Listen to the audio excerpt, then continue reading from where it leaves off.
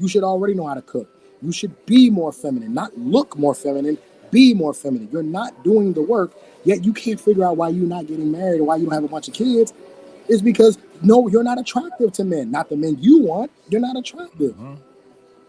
Yep. She thinks that attractiveness is just aesthetics, and that's where she go wrong at. Because I can just about guess that she does date, and she may date for a good 30 days, and the shit starts to go sour. And one of the reasons may be is that she's not getting the right dude. Just I'm telling you, the more and more I'm hearing Trey say it, I'm like, yeah, she marketed herself as being a workhorse. She's marketed herself where a motherfucker can just rely on getting that bread off of her. Like what did she say? A 803 credit score? 803 credit score. Baby, we can do some things. We can do some things. You know how many business credit cards we'll get with 100,000 plus on the motherfuckers? We'll be using everybody's money getting business. I'm hearing company cars. I'm hearing office space. What are we doing? And listen, and Ray brings up a great point. We also know that there's an expiration date on this. We're gonna build this business up. You're gonna get your bread, I'm gonna get my bread, and then we're gonna dissolve this whole thing. You're gonna go your way, I'm gonna go mine. Yeah.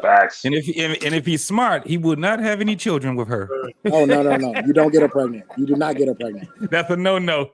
When they say no, can't get right. No, that's no, not that. No.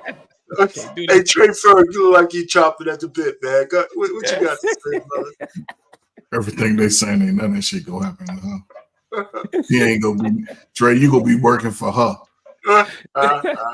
You gonna be checking in on the clock for her. I mean, it's just sad though, for her to come out and to speak in the capacity that she is. She has to cut a deal. She has to be willing to cut a deal, and she has to. I don't know. She didn't say what type of man that she's looking for. Mm-hmm. I think it would benefit her to cut a deal. I'm sure that, like JT said, there's suitors for her, but do she want those guys? She's probably asking those guys, "What's your credit score on the first date?" I just bought a house. She's putting hers out there. I'm guaranteeing she's asking them theirs. You got a house? Can you buy a house? Because she's not leaving her house, so you got to come in there with her.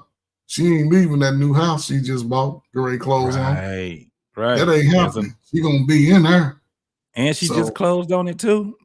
Are you willing to, she gonna have to cut a deal. She might have to pay somebody to come in there and be the man. She might have to be open to a little low budget Stedman, but she gonna have to cut a deal. She's getting to that, like you said, what's that? The no man's land. She's in it. It's gonna be too late to have children. So she may not have no children. So it's not too late at 31. Hey, it's too late. Shit, she cut her chances in half already. Shit, All right. So listen. What's funny about the house though, and go ahead, Trey. If you're not finished, go ahead, man. Finish. No, that's it, man. We can do this all day, but maybe it's like old nostalgia, soft touch. Because when I look at this woman, right, you guys could be right, okay? Because really, I don't want to cheat because I did look at her TikTok, some of her other stuff, and I'm pretty sure why she's still not married. By looking at all these other videos she put up.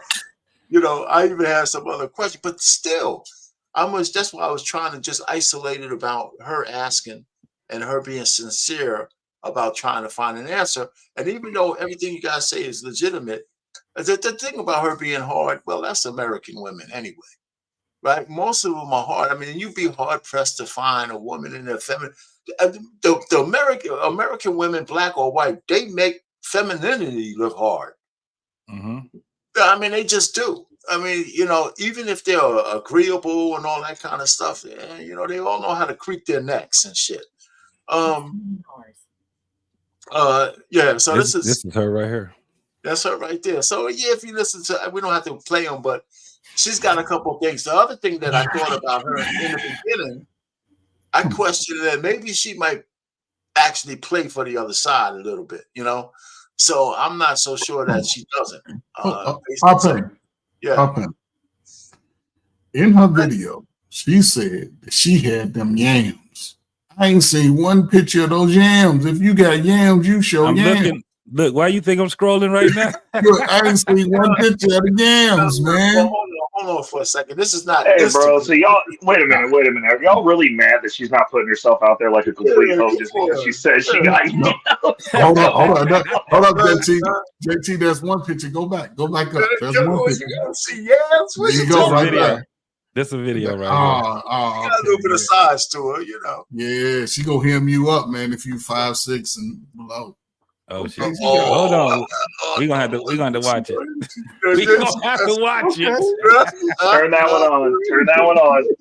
Let me show y'all what the fuck I got on, and then I'm gonna show y'all what I fucking. She cursed too much. She's a sailor. She gonna cuss your ass out. And she got them goddamn what you call them damn eyelashes. Let me show y'all what the fuck I got on, and then I'm gonna show y'all what I fucking just did. Okay, so I got the viral bodysuit from TikTok. Hey, got that ass sitting right. Period. Now let me tell you, y'all. So my friends are about to come pick me up, and I know they drive a black car, right? So I'm in front of my fucking house, bro. So I'm sitting here, and I wanted to be like a dumbass and be like, I was on the corner looking like a hoe. So I saw a black car driving by. So I'm over here like this. Why the fuck it wasn't them? It was a car full of dudes. A car full of dudes. I feel like a dumbass. So then y'all know I had to play it off. Let me show y'all what I did. No. Okay, we don't want stuff, bro. You can't save these women. I told you, R-Pain. I told you, R-Pain. See, I hate being right, R-Pain, but like we told you so. Told you. How am I not married? Let me show you this video. God damn it, bro. R-Pain, you got to go back and comment and be like, scroll back 8 videos. That's why you're not married. There's your answer. And there's your answer. Well, that's the second part of this thing. Let's tell her why she's not married. You know, you're not married because of all this other stuff. Hey, Ike, what's going on, brother? Not too much. How you doing, Mr. Penn? All right. RBN gifted 5 black man Unfiltered Network memberships. That's great, man. Oh, man. Make sure you appreciate that, everybody out there. RBN, yeah, thanks. Yeah, Black Man Unfiltered Network. Yeah. Hey, yeah. What you say? I keep those memberships up too, y'all. That's dope, man. RBN, shout out to you, homie. Oh yeah, Take Heed's in the audience. That's great. Grace jumped in and salute to Take Heed. Yeah, man. Great, man. Thanks for stopping by. RBN stopping by. Hey, the link is down there. If anybody wants to come up and add their 2 cents of our cynics.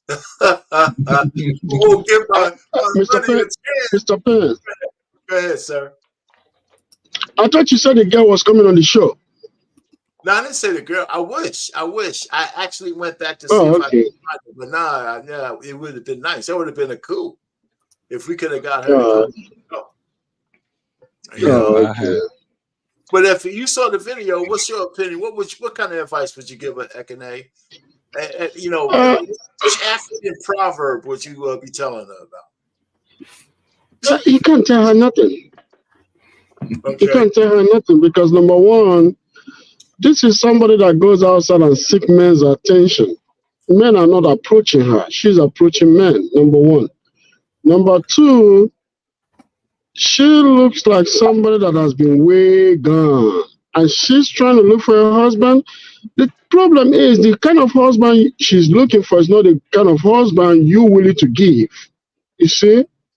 So she's looking for people, the same guys that you guys complain about on the street. Drug dealers doing shit, riding on a black tinted car going 15 miles per hour in a neighborhood. You see what I'm saying?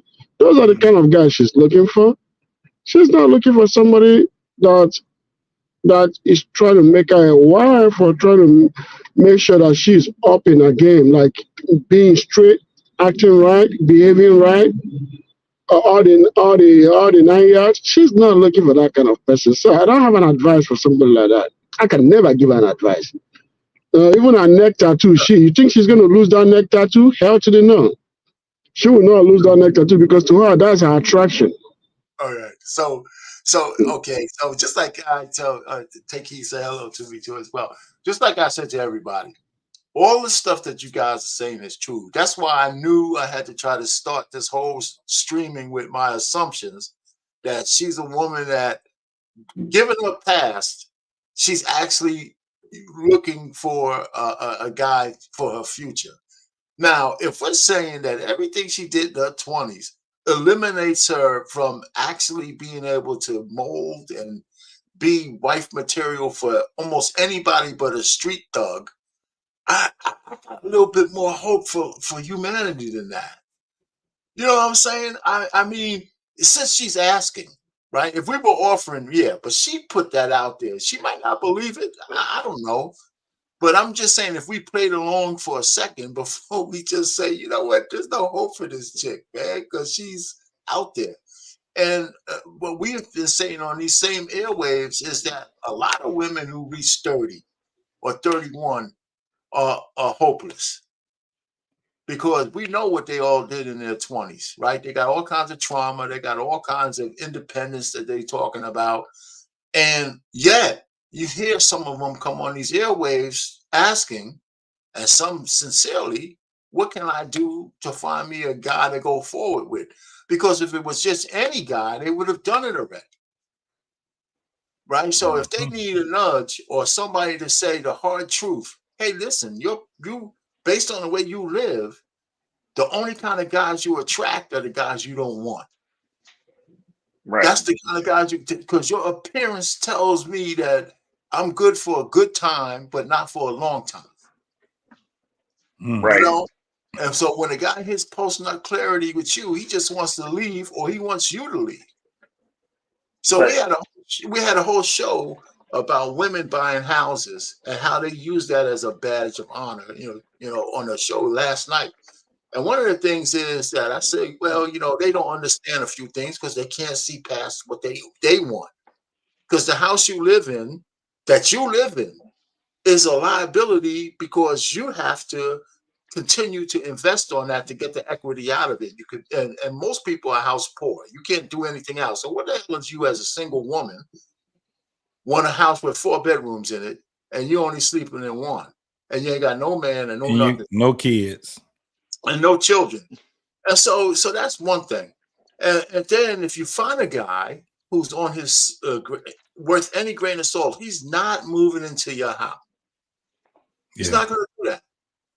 You know, so either you're going to put half of the lease in half of his name, or he'll buy that half, so she don't have to hear your shit when you're getting the first argument and you tell him this is my house, because that will happen. You know, so I don't know. I'm just trying to say, if we start out with saying this chick has some redeeming qualities, what would we tell her? Right. And I just can't buy the fact that we're saying this chick has gone so far at 31, she will have no redeeming qualities whatsoever. I don't believe that. She might have how many followers she got. Oh, go ahead, JT. I said, and look at how many followers she has. Got a lot of followers. Right. 575.6 thousand. She got a lot of zombie. Yep. The algorithm got her. But what I was going to say, Arpain, is the issue isn't that there's no hope at 30, and like the it's not a pessimistic thing, because the reality of the situation is the hopeful part of this is the lesson that will be learned from all these spinsters that will be out here dying in the streets. Okay. It's cutting off the cancer. You got to 31 and didn't start making efforts. Right? You went all the way to 31, and now you want to turn around and ask, somebody help me with this mess of a life that I've created to not be accountable for that. And you're trying to give her a pass. That is why we are not moving. Not only that, we can go on the house thing. Oh, she's got a house. The problem within the Black community is we sell every asset off that comes across our fucking hands for some extra fucking money. That's why y'all are broke. If she's got a house, rent that motherfucker. Like, what are you talking about? She's bringing in an asset. You guys both need to live in one house. That means you have one house that becomes a source of income. This is not hard. You don't give up property. If Simple rule that wealthy people follow. If she's willing to sell half of it to you before you move in. No. Arpain, I don't need her to sell me shit. I'm keeping my house. I'll rent it. Okay. Fine. Okay. Income. Arpain. If I get kicked out, guess what? That person gets kicked out. We're not renewing the lease. Okay. I get to go back to my house. Like I'm all for women having their own stuff because there should be a set standard. And I wouldn't want, if she wanted to live in my house, I'd be like, you're not getting rid of your house because if I got to put you out, you need a place to go back to. No, you are not going to be my problem. I agree with that. The only thing you said that I don't agree with is that you think I want to give them a pass. That's not true. But you're going, how do we save these women? If she's at the point at 31 years old where she's asking, she's had from 18 to 31 to do whatever she wanted and is now unattracted to the men she wants. Right. There's no fixing that. You're extrapolating what I said. This is one lady and one example as if we could. And she has made it to 31 with her neck tattoo and her arm tattoo and lived her life the way that she wanted. We looked through her thing. We looked through her feed. And I am right. And she's now asking, and you're trying to give her a pass. Like, no, you don't get a pass. You get to have the hell that you look. No. From your generation, Arpain, from your generation, my uncle used to tell me this shit all the time. You made that bed, you lay in it, and you like it. Yes. You made that. You did that.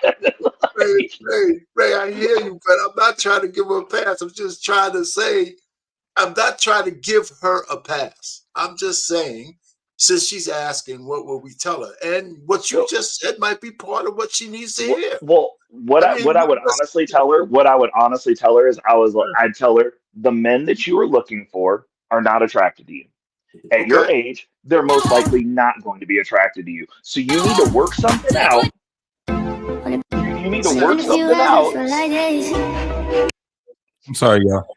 No, you good. I was like, and so I tell her you need to work something out with somebody that's within your class, not the class that you think you're in, where you're actually at in life.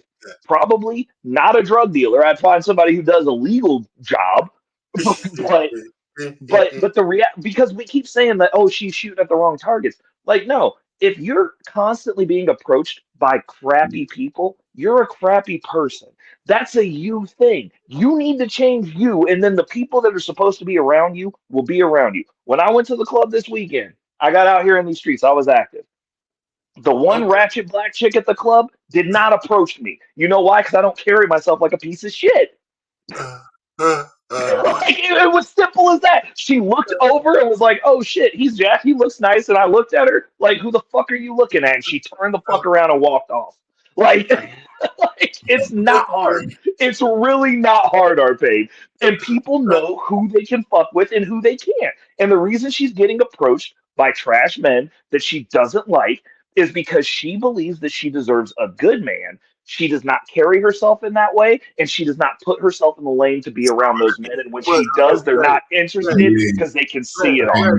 Let me just say, you're not only saying she didn't carry, you're saying it's impossible for her to carry herself that way. I'm not saying that it's impossible. What I'm saying is that 31. It's improbable. Arpain. This is the thing that I'll tell you, and it's the reason that I don't agree with how approaching people where they're at all the time. I'm consistent with everybody that I encounter. If I bring a girl home and it's a one-off, I treat her like she's my girlfriend.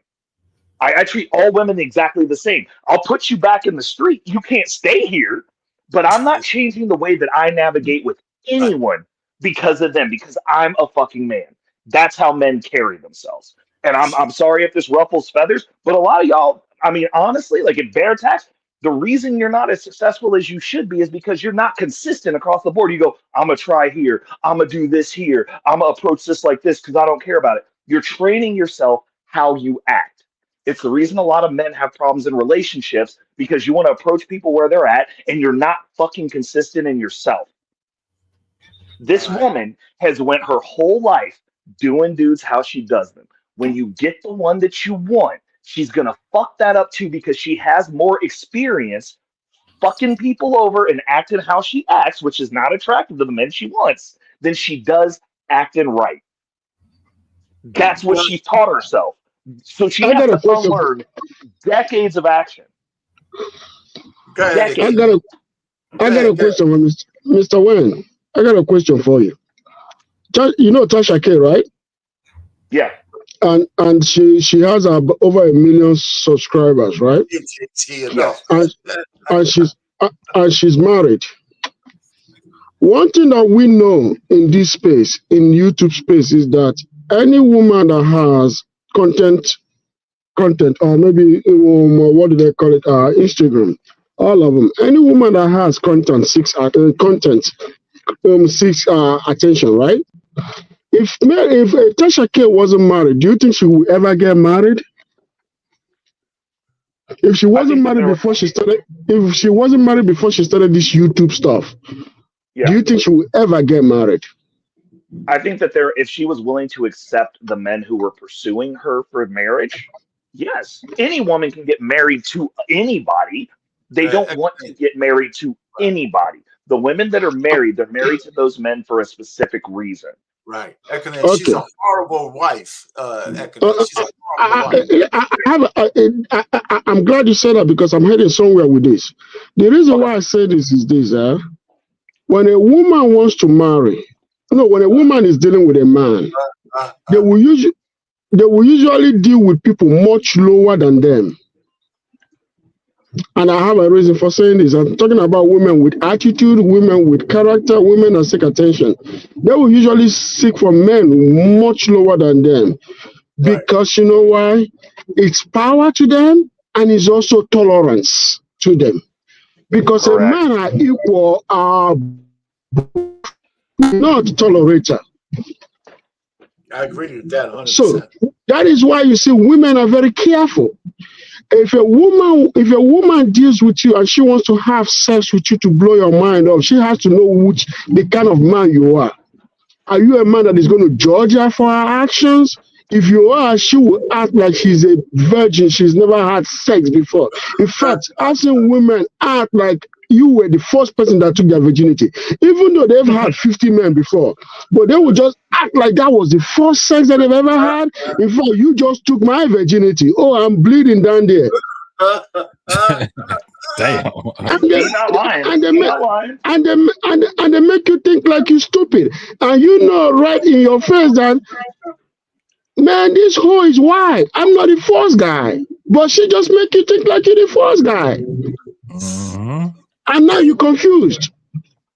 So it comes down to the thing that when they want to get a man, not accept the men that are coming for them, but get the one that will tolerate them, they go for the shittiest of the shittiest. Facts. So is it going to be possible for her to get married? Yes, but is it going to be possible for her to get the one that will get her in the game? Impossible.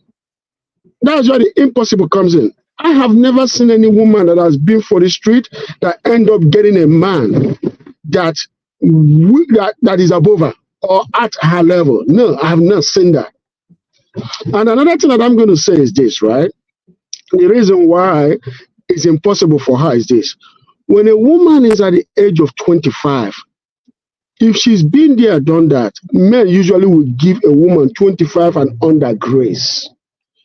Because she has not been set in her ways yet. When she gets a man, because women at the age of 25 and lower seek knowledge, they respect men that have knowledge. They respect men that know it because her front tube has not developed completely. But once she's 27 and above, it's hard. It's hard for a man to teach her anything because number one, she will push back. That's the age that women push back. From 27 and up, most women push back. If you're telling her something, she know you're right, and she know that this thing is correct, that this thing is going to help her, she will push back because she's not letting her state her opinion. Even though that this is a decision that has to be made in 3 seconds, she don't give a damn about her 3 seconds because her opinion matters for something that will get her in trouble in 3 seconds. because her feelings is what comes first, not the consequences, because women at the age of 27 don't believe in consequences. All right. So, but real quick, hey, Mr. Bennett, if you had something to say on this, that would be great too. But these guys, they won't even let me do my hypothetical, man. I mean, but still, hey, Trey Ferg, you have anything else? Hey, but Ekene, you got some more to say? Hey, or take heed, you out there. If you have something from a woman's perspective, is there no hope for a 31-year-old? None. Not that there is no hope for 31-year-old, Mr. Pitt. No. Not listen. This is that's underneath her, right? She's got to get a man that's underneath her. Well, our pain. My question is this: what successful man is going to pursue that unless he's like 60? Because then a 30-year-old, like that's something fresh for you. But we're talking about being successfully married in the regards of the women that the women in regards of the men that the women say that they want to pursue the highest value. Why would hypothetical, if I'm dating, why would I take a 31-year-old if I could have a 25 or a 23-year-old? Like, why would I do that? Like, why? If you answer me a question, let me answer. One, you wouldn't. You wouldn't do that. But what I'm trying to say, but that scenario goes for every man who can get a younger woman. But they don't all do. They just don't all do that. All those men who are successful don't all go get the 25-year-old when they have a 35-year-old in hand. What's up, Trigger? Well, no. But down there, come on up. But no, your scenario is a broad one. Why would a man get a 31-year-old? What I'm saying is a 25-year-old. He wouldn't. The situation though is you're competing. So the 31-year-old who's just been so my hypothetical, I'm coming from a perspective of these are just club girls. I'm a club baddie. I was cute and I went and rode the carousel, and now I'm 31 and I want to settle down. But you're a club girl, so your personality, your mentality, your mindset, you are a club girl. You're like, I'm hot. Your descriptors of yourself include appendages and including in what you bring to the table. Okay. The women who are over 30 that carry themselves as women, there is hope for them because they're going to be able to go in and add value. The women who are like the one that we're describing right now that just doesn't understand why with her big booty and 800 credit score, she doesn't have a man and she's not married. They have nothing to offer over the 25-year-old. If I'm going to have a dummy, I'm going to have a dummy that's an age appropriate dummy. You can't be dumb at 31. Like, what are you talking about? And that's not to say that there's not women that are older. There's women that are plenty older than 30 that have no problem getting another man after they get out of a relationship because they're women. They're not 31-year-old girls. A woman is not in competition with a 25-year-old technically unless the 25-year-old is really mature and carries herself as a woman as well. Then you could have that conversation. But and I'm not speaking any ill on any relationships, but I'm just saying if Take Heed was ever to get divorced or lose her husband, she would get another man because she carries herself as a woman. Yes. She ain't even trying to think that. Look, she ain't trying to think that.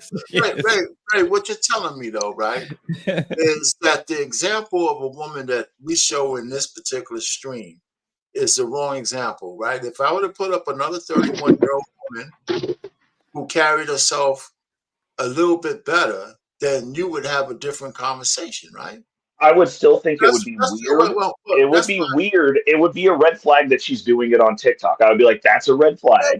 All the fucking women are on social media. That can't be a red flag. Just like it is not in and itself. Not bro, our pain. My ex-girlfriend, the only pictures. Listen, our pain. Go ahead and finish. I'm sorry. Let me just finish this. It can't be just a red flag because you're on social media. That's the age we live in. You'll call me an old man, but everybody's on social media in some way, shape, form, or fashion. Just like the men in the West. We've long since given up trying to get a virgin as a wife. I mean, at some point, the goddamn goalpost has been moved a little bit. So that means there's a certain amount of grace that we're giving people for just living in the goddamn West. Right? So now the internet, so I'm just saying that, well, this is the reason why I put those assumptions out there, because exactly this conversation we're having, because I could look at the woman and agree 100% with what you just said. But I was trying to say, you know, if we had an opportunity to put a woman back on course, even though they were off course for 31 years, can we do it? Now, listen, this is not to discount anything you said or what Trey said. I agree with you. I was just trying to set the scenario if we had an opportunity with. I just happened to use this girl, and only happened to use her because she asked the question. The question that I would posit back to you is: would you take some filth from the street, get it back on track, and have your son marry it? Okay. All right. No, I wouldn't. But Thank you. No, I wouldn't. So Case you in look point. at her, you look at her as filth, and that's it. Okay, man. Mr. Bennett, man, welcome aboard. And Good evening, give me your sage thoughts on this thing. If you saw the video and all that kind of stuff. Yes, I did. I was walking my dog when you were playing all this stuff. Based on Ray, she's the dog, man. You know. and our pain. If you want, I have a young man's perspective on why he's single too. If you would like that later on in the conversation, we can do that too. Yeah, sure. Just let me know when you want to play it. But all right, after Mr. Bennett goes, Mr. Bennett goes, you can play it. Yeah. I'll be right back, y'all. Okay. Sure. I mean, basically, it's like almost every point that she made, she could have put an FU after it. You know what I'm saying? It's basically, it's like, I got an 800 credit score, FU.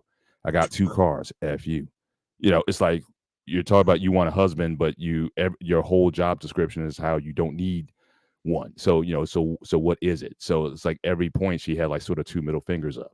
And I don't know too many guys who just, you know, want that kind of energy when dealing with someone. I mean, you know, men, you know, just in general, you know, we like someone who has a sense of vulnerability, but she's built this shell of invulnerability around her. So again, why pick you since you got everything on lock? You got your house, you got your cars. What do you really need me for except to be a sperm donor? So that would be a big turnoff. But just overall, yeah, I mean, just her whole ways. I mean, my biggest peeves, 3 biggest peeves that is just automatic turn off. This was in my document that I wrote years ago: smoking, tattoos, and a foul mouth. And usually, you know, especially someone's going to lead with that. You know, that's going to be an automatic turn off. Like I said, I'm from that generation where, again, you used to have a tattoo, but it was easily covered up. It was in an intimate space, and it was maybe about this big. But once you start bringing it to the arms and the sleeves and the neck and the face and whatnot, again, it's basically a middle finger that you're giving to everybody. Like, this is who I am. You don't have to like me or whatever. I'm putting it in your face. And so with that kind of attitude, you know, a lot of women, again, they could be played with. They could be, you know, you can, you know, have fun with them, but they're not trying to be necessarily your wife. You know, they're trying to be who they are. And you're going to have to accept me no matter what. And there's no compromise in that regard. So, yeah, so she's going to be, you know, perpetually in that state of singleness. And just from seeing the, you know, the other videos and whatnot that she's doing, yeah, she's putting herself out there too much. I don't think if she did get mad, if the right guy did come along, if he said, look, you know, get off the gram, would she do it? I don't think so. So again, I just think they're just the way she carries herself. She's built an image. She's built a life for herself that I don't think she's necessarily willing to give up, which is certainly one of the reasons why I'm certainly a big fan of women getting married earlier. Once you hit 30 and you're not married yet, it's oftentimes it's very difficult, unless maybe if you're still living at home at your father's house or something like that. But it's oftentimes it's very difficult for anyone, even a guy, in my opinion, to really cohabitate, to really say, okay, we're going to leave what we knew and we're going to make something together. But it's always going to be, again, this is where you get the two separate bank accounts and whatnot. That one pot theory, more times than not, goes out the window because you've been doing it your way for so long. It's hard for you to compromise. So, I mean, I say, look, get married in your early 20s. By 25, get out the market if that's what you truly want. You know, if a guy's there, build with a guy. You know, I don't think the guy necessarily has to be 35 or 40 years old, but you know, start early. And you know, and again, the longest marriages I know, one, they were the cheapest to get married. They weren't saving for a $50,000 wedding. Secondly, they were the humblest. You know, when they got married, it was a single apartment somewhere, or they got this couch off the street or whatever, or they lived with the parents for a while, but they built over time. But everyone wants to be like in, you know, getting two people in that status where, okay, I got my house, my cars, my investments, I got everything together. Then I'm like, still, you can have some sort of partnership and, you know, have some kids and, you know, decide to separate it when the kids turn 18 or whatever. But to me, that's not a marriage to me. I mean, I think marriage is about, you know, losing yourself and becoming one with someone else.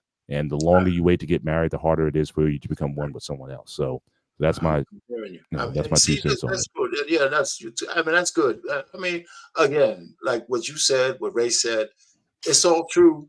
And I think it was a good, I think it's a good exercise to kind of look at where she's at. Man. If she was 25, maybe our conversation would be a little different, even if she looked the way she did look. So that's good. So I mean, there is a dividing line there, and like what you said about building with somebody. I remember me and my wife, our first apartment, we had squirrels running across the. That's what I'm saying. Yeah. You know, so we had to get out of there, man. Yeah. You know, so there was a lot of stuff going on. So you kind of grow with somebody, and I did a stream on that, I think last week, telling people we got to change the narrative to the young folks that it's okay to get married young, as long as you have certain things in perspective. And you have go ahead, Trey. It's not the man who is not putting out the narrative to marry young. It's the women. That's enough men doing it too, but you're right though. Women do it for the most part. Yeah, I mean, but you're right. Yeah, women just kind of live and die on a stupid hill. You know? But the problem with the women is this. I asked this on the panel a couple of days ago. Okay, go ahead. If women are telling young women to go out, get a career, go to college, do all of these great things, why are those same women that's saying that going after the same guy that the young woman would qualify for? And the response I got was, the hell with those young girls. I gotta get what I gotta get. So you telling them and basically setting them up for failure when you tell them go out, but then you're coming back, double backing and saying, okay, I want this guy that this young woman will qualify for. So you're creating a damn, I don't know, a cesspool of overpopulated single women because, like Brother Bennett said, and we always said, you start young. It's almost like the episodes of the Cosbys where his oldest daughter and what's the guy, I forget his name, they built together. Yeah, Elvin. You know? Yeah, Elvin. And that's the type of marriage that lasts because it's not based on what either one has. It's about them losing a part of who they are to focus on building the family. And I think that's going to be to our detriment going into the future if we don't try to at least get back. I would just hope if we could just get back to 50% marriage rate, I'll be cool with that.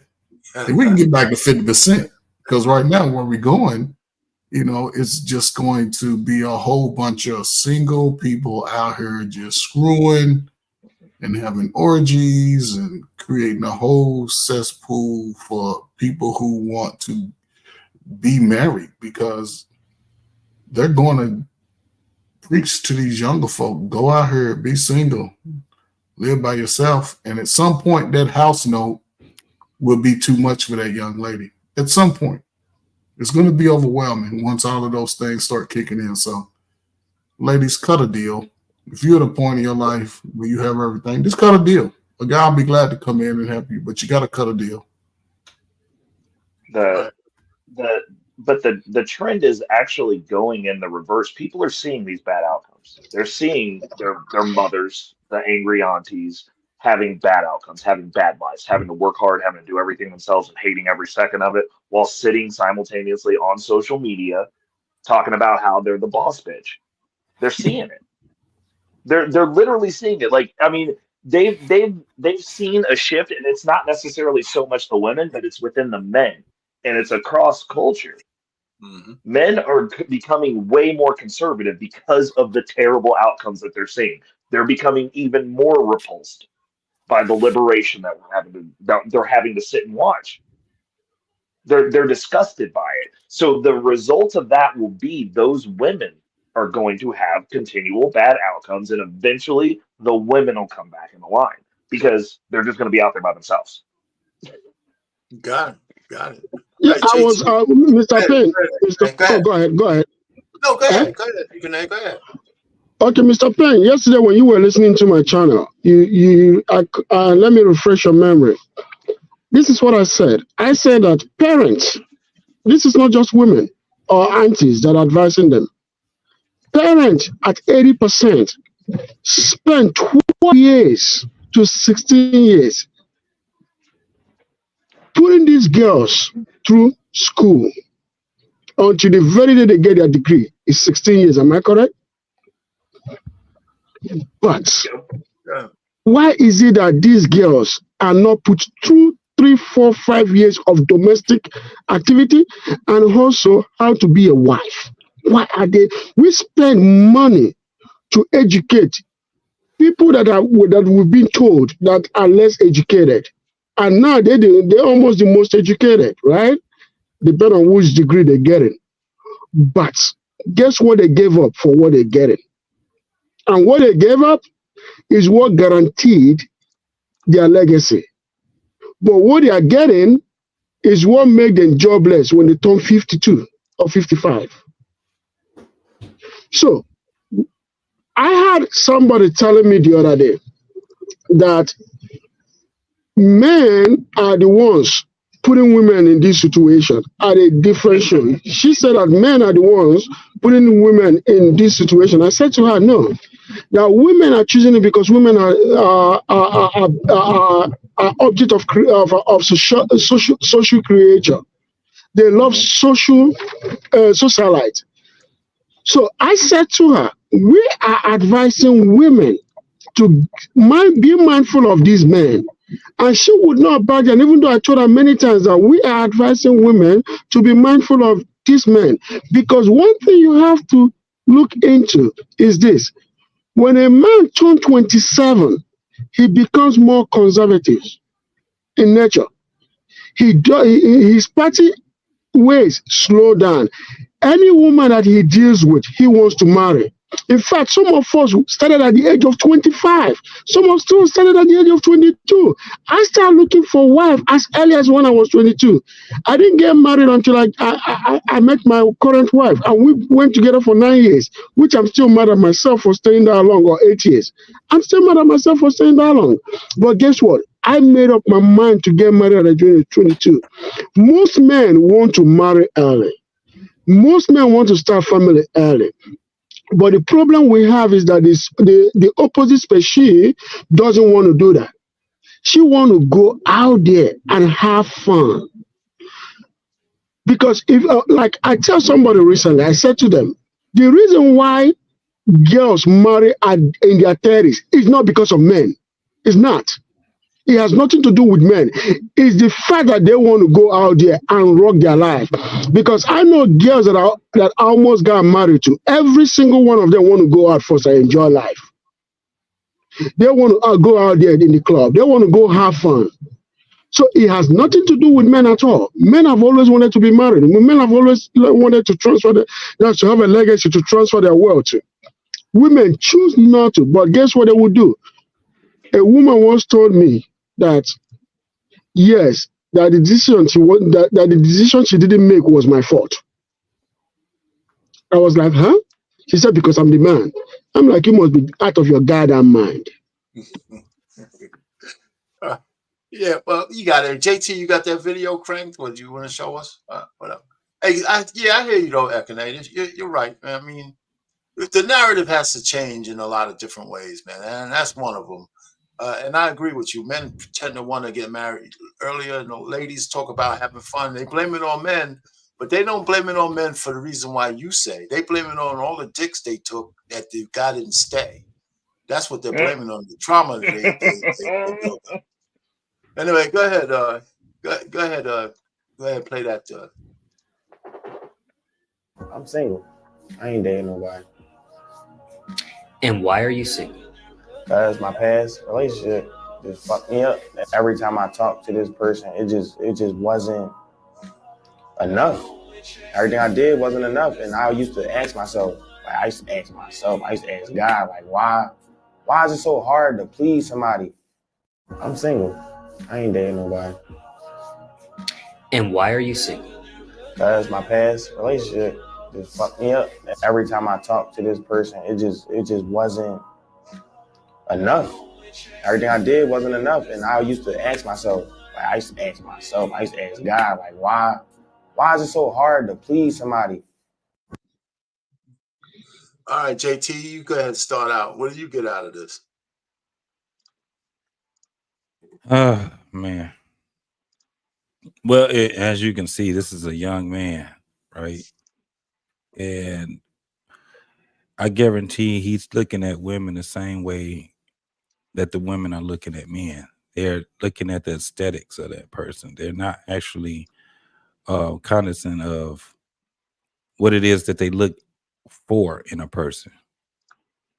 They've been conditioned to look for people as far as the bullshit that we hear, this narrative. When you hear people that talking about, when you hear people, talking about this shit is fake, these talking points are YouTube talking points. I don't think so. I beg to differ. I think it bleeds over here into YouTube because these are real issues. Relationships are very real. So when you have a young man like this, I can guarantee if we go and look at his IG or whatever it is that he's looking, he's trying to present to these women that he has some type of motion. This is the new shit that these young folks are saying, motion, which means that, he got the car and, he got the clothes. You can see what he wearing. And then you can see the grill. I don't know if you guys can actually see, but a lot of these cats be paying for, got shit in their mouth that they can't really even afford. Or it be some fake shit that they make it look like they got some type of motion. So what he's doing is he's connecting himself to superficial people. And so when he comes and say, well, I'm single because I can't please this person, first and foremost, you won't hear too many young men talking about, well, you didn't hear it in the previous generations in this way. One of the reasons is because we'll move on to the next one. If we get hurt, we don't really talk to a lot of people about what we heard about. We talk about what we mad about, what we upset about, but we will never talk about what we are hurt about. So now you have this generation that's out, Generation Z, that's out here dating and I don't know what the fuck they doing because they show they marrying each other. But I think they just been led the wrong way, man. And this is what we're going to be seeing a lot of right now. All right. So let me ask you, I mean, let me just ask you this question.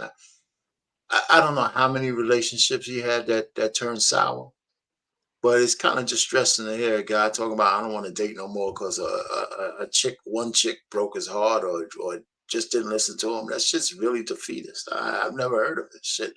Maybe I'm glad I'm old. Well, Arpain, how many times have you touched a hot stove? Just once. You just keep running your hand? Right. Just once. Right. I mean, look, it only takes one bad one to make somebody. I mean, I'm not. I agree with you, but I understand. I mean, I understand it's different because, like I said, like y'all paired up early. Like you've been out the game for a minute. You had a long, happy life, bro. But like some of these chicks out here. Before you go further, I did have a dating life before I met my wife, right? No. I understand that, but what I'm saying is we've all talked to people who have had serious trauma inflicted upon them. I mean, I have too, and I still date, but I understand. I mean, how many times are you going to get put through the ringer for people that like you thought were for you, that did you the dirtiest you've ever been done in your life, and there's somebody that you brought in? Like, that is not easy. Like, it's not. It's like we keep talking about it like y'all just got curb stomped all the time, like brokenhearted. Like, no, you like R-Pain. I'm just saying, the dirt that y'all was doing wasn't public. You didn't get curb stomped and publicly humiliated and then have everybody pointing and laughing at you like you goofy, like these kids are nowadays. Because this True. stuff's all public. These chicks True. are airing people out publicly. They're shaming men publicly. And we all know that when a woman leaves a man, she doesn't just want to leave him. She wants him destroyed.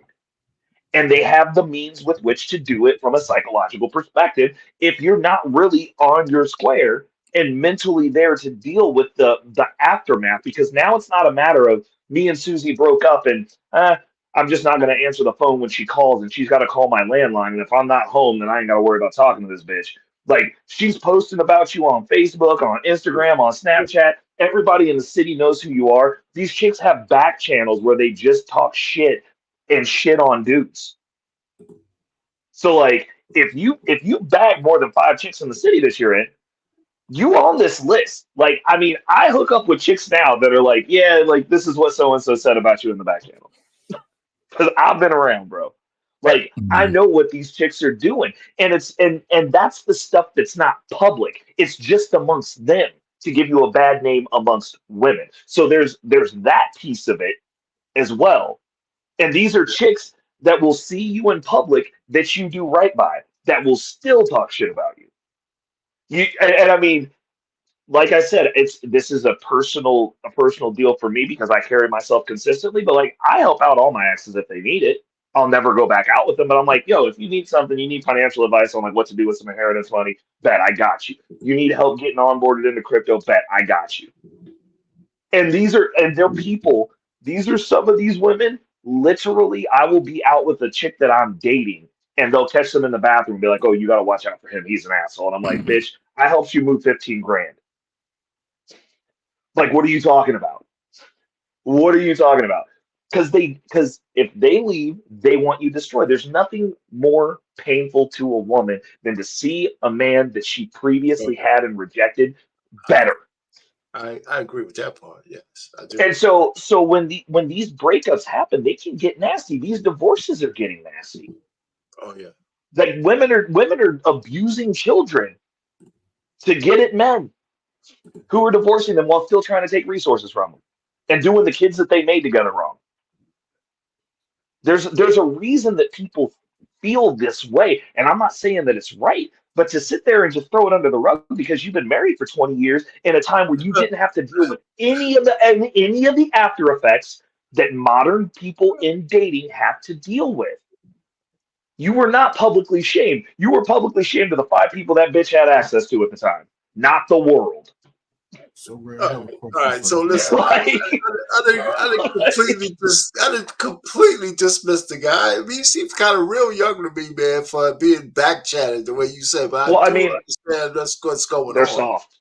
But they're also soft. I'm not going to say they're not soft, but again, who raised these people? Who made them? Every person that exists came out of a dick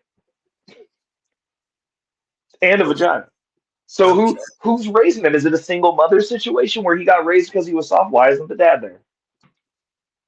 Why isn't as a woman, why isn't she putting him in a position where she's around men so he knows how to mitigate his emotions and deal with this shit? But I mean, there's a bunch of things that we can look at, but like, that doesn't discredit the fact that it hurts. Breaking an arm hurts. Let me ask you a different question, okay? I don't know how young that man is. Let's just say he's 25 or whatever, 30, 20. Even look, he's 25, maybe even a little younger. But say his father was around, he would at most be a Gen Xer, all right? Mm-hmm. And the Gen Xers are kind of in the same league with some of the older ones, like with the younger baby boomers, who went out there, got rejected. They didn't have the social media shit that could back chat them. Suppose his father said, "Yo, man, you're whining to me over this shit." And he goes to his father, "Hey, man, you hadn't had to live through the goddamn back chat and the women fucking trying to destroy you and all that kind of stuff. So it ain't just me talking. if he had a father, what would his father say to him? He would be saying some of the shit that I would say. And would he just look at his father and just spell what his father's telling him? I don't give a shit that your shit is magnified to the power. You still got to get your ass out there and move. Right? You know what I'm saying? So it's not just it's just not old rhetoric. I mean, he's still got to live, regardless. But it's different. You're 100% correct. But watching somebody go through it is different. Like I can sit here and conceptualize a lot of things. But Arpain, can you sit and conceptualize going through a miscarriage with a chick who you know cheated on you and holding a baby fetus that was dead that you don't know was yours? Can you say that you've experienced that yourself? No, because I fucking have. No. Okay, so you can't even empathize with like that situation. You can go, oh well, you got to get up and get over it. 100%, you're right. I did. That didn't make it not a soul crushing experience. I agree with that. So your empathy could go only so far. True, but it's the level of dismissiveness of the way that I'm not trying to dismiss it. I'm trying to have a conversation with you, Ray, because you're right. Yeah. But the level of empathy that his father has to have a limit to. He says, son, I understand you're hurting. I might not understand all of it, but regardless of how bad it is, what do we need to do to get you set back on the right path? Because exactly. So see, that's different though. That's the father guiding him through it. But the father would also have been there. He's seeing play by play what's going on with his kid. Going, fuck, like that's messed up. That's messed up. Like I'm seeing it. I'm right here.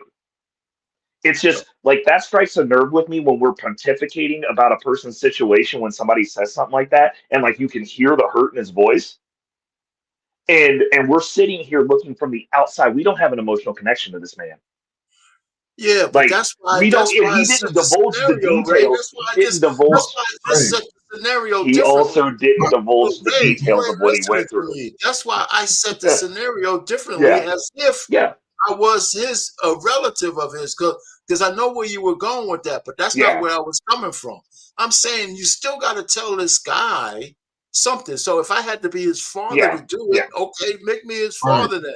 If I had a son in that situation, what would I say? It wouldn't be too much different than what I just said when we didn't have that scenario going. But I would add the extra stuff that you're talking about because I'll be telling him with love, right? So I could dig the distinction. Right. I could dig that. All right. I got you. I don't want to be heartless against the guy, but I know where it came off that way. Okay. But like that's the stem of where that's the stem of where the whole MGTOW movement comes from, though. It's guys that go through that and they're just like, I'm not doing this anymore. Imagine going through that like 4 times. Because like, I mean, we're dealing with a worse caliber of woman at this point. Imagine going through a traumatic experience like 4 in a row. Like, are you gonna like that's my question is like, what's the expectation? I understand this is like luck of the draw type stuff, and it's like choose better, you gotta vet, but when you're seeing people who've been married as long as you have, Arpain, and their wife starts going through menopause, wakes up and just decides she's running away with her 13-year-old sweetheart that she found on Facebook for no reason, and like, fuck, you say that, but you facilitated the life for this woman for 20 years. Like you say that like it's a joke. Like if your wife woke up tomorrow and said, "Fuck you, I'm out. I'm going to shack up with my 13-year-old sweetheart," that she would not be crushed. That is a lie. Like I've seen men much wealthier than anyone on this panel borderline break down over that because they facilitated for this woman. After he's finished. That's all I'm saying. I'm just saying like it's not something that you just shrug off. I got you. I went to the washroom when you played the video, so I didn't see the video. I didn't see that. You want to play it again, JT? Yeah, it's just short. Yeah, I didn't think it was long because I was. You want me to play the one with the guy or the one with the guy? No, the guy, the young guy. The young guy. Okay. And then I just come in from that. All right, here we go.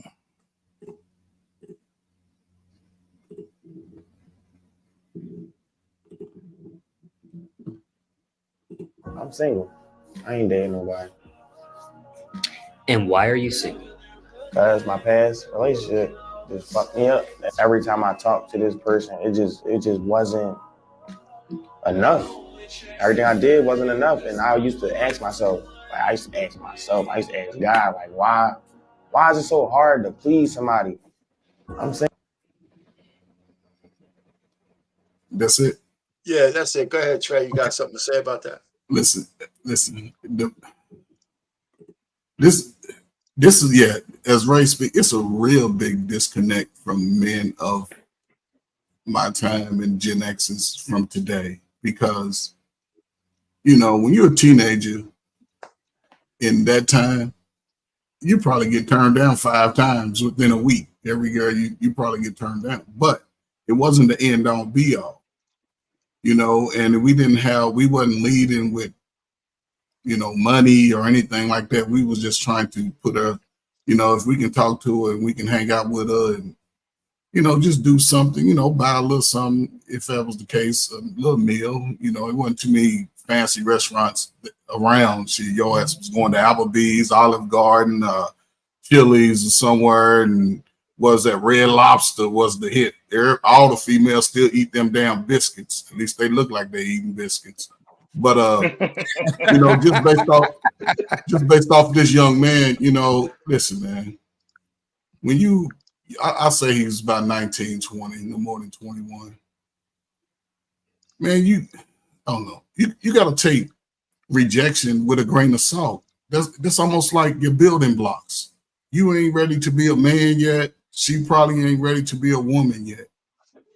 It's just unfortunate, especially today's time, because everybody looking for something like extravagant starting out. So, if you putting a lot into it, you need to start really focusing on self, loving self. I see that a lot of brothers don't love their self. You got to love yourself above all. Outside, I guess you can put your mama first if she's a good mama, or daddy first. But the people that love you, you love them back. But you put yourself above all amongst other people outside your household. When you're young and you get caught up in situations where a woman's not really, trying to make you her man and build a future with you, now you can start looking at yourself. What is it that you want for yourself? You cannot spend 20 years chasing booty. You will be a broke ass dude. Go out and start seeing other parts of the country, other parts of the world, whatever it takes. You have to figure something out so when you can put yourself in a position for the tables to turn. Young women are being told, go out and see the world. That's what they're saying. Go out, have your fun, get your education, do what you got to do. And they do that. Because they hear it from women, they hear it from mama, the aunties that sit around. They hear it from all of them. Young brothers, now is the greatest time. If y'all see what's out there, now is the greatest time to get focusing on yourself. Find something that your ass like to do or can do or interested in doing. Right now, you can't take these little teenage years and say, oh, she broke my heart and now I ain't fucking with nobody for 20 years. No. You only gonna meet 3 women in your life. The rest you just gonna play with anyway.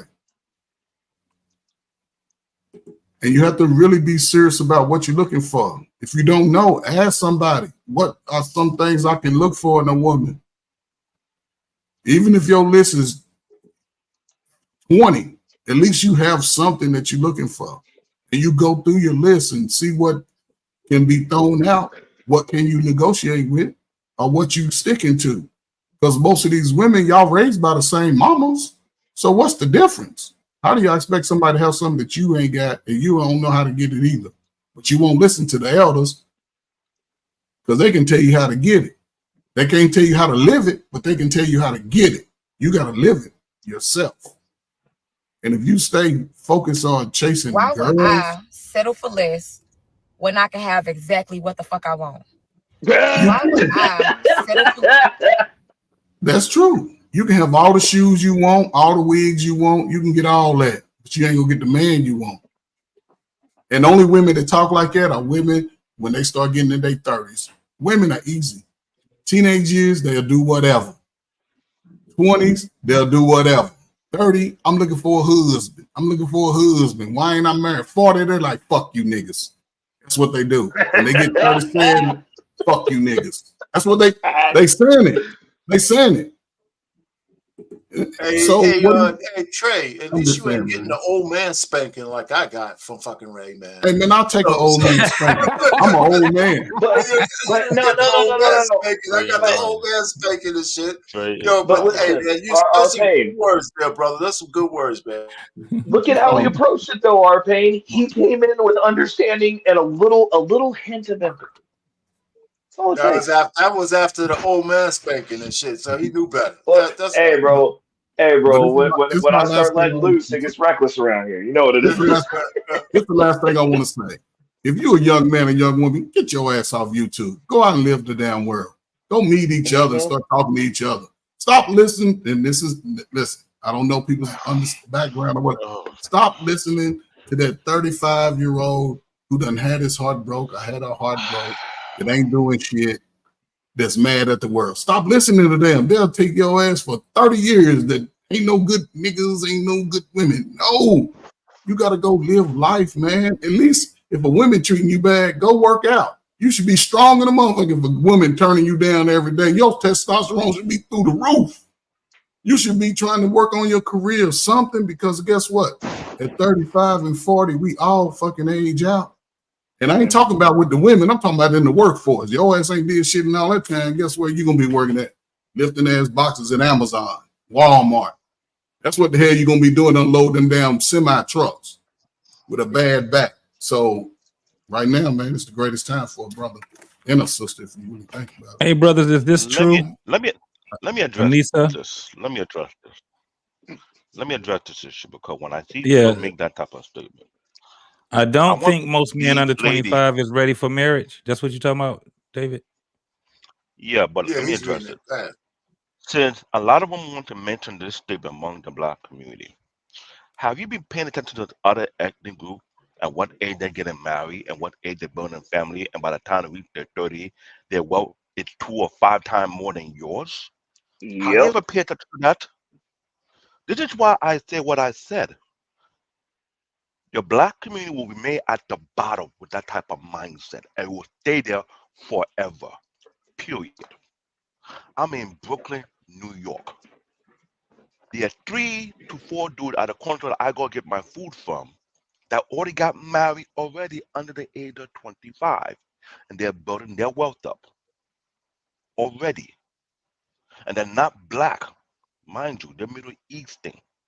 I'm seeing that with other ethnic groups. When you talk like that and you think like that, you shoot yourself in both foot and your kneecap. Clean. Forget I'm African. There are multiple ethnic groups in this country, and they're not paying attention to the type of nonsense we're talking about. They are building generational wealth. Keyword, generational wealth. When we look at the average income for Black American family, we are below other ethnic groups. While all the other ethnic groups are coming in with little to nothing, they're getting married young and building wealth over time. Their wealth surpass yours. And you're wondering how they get there. But when you think like that, it's because you don't see the big picture. Yeah, but Black David, this is the you would thing. never see the big picture. I could care less what anybody says. I was trying to come here tonight, but now I'm taking off the gloves.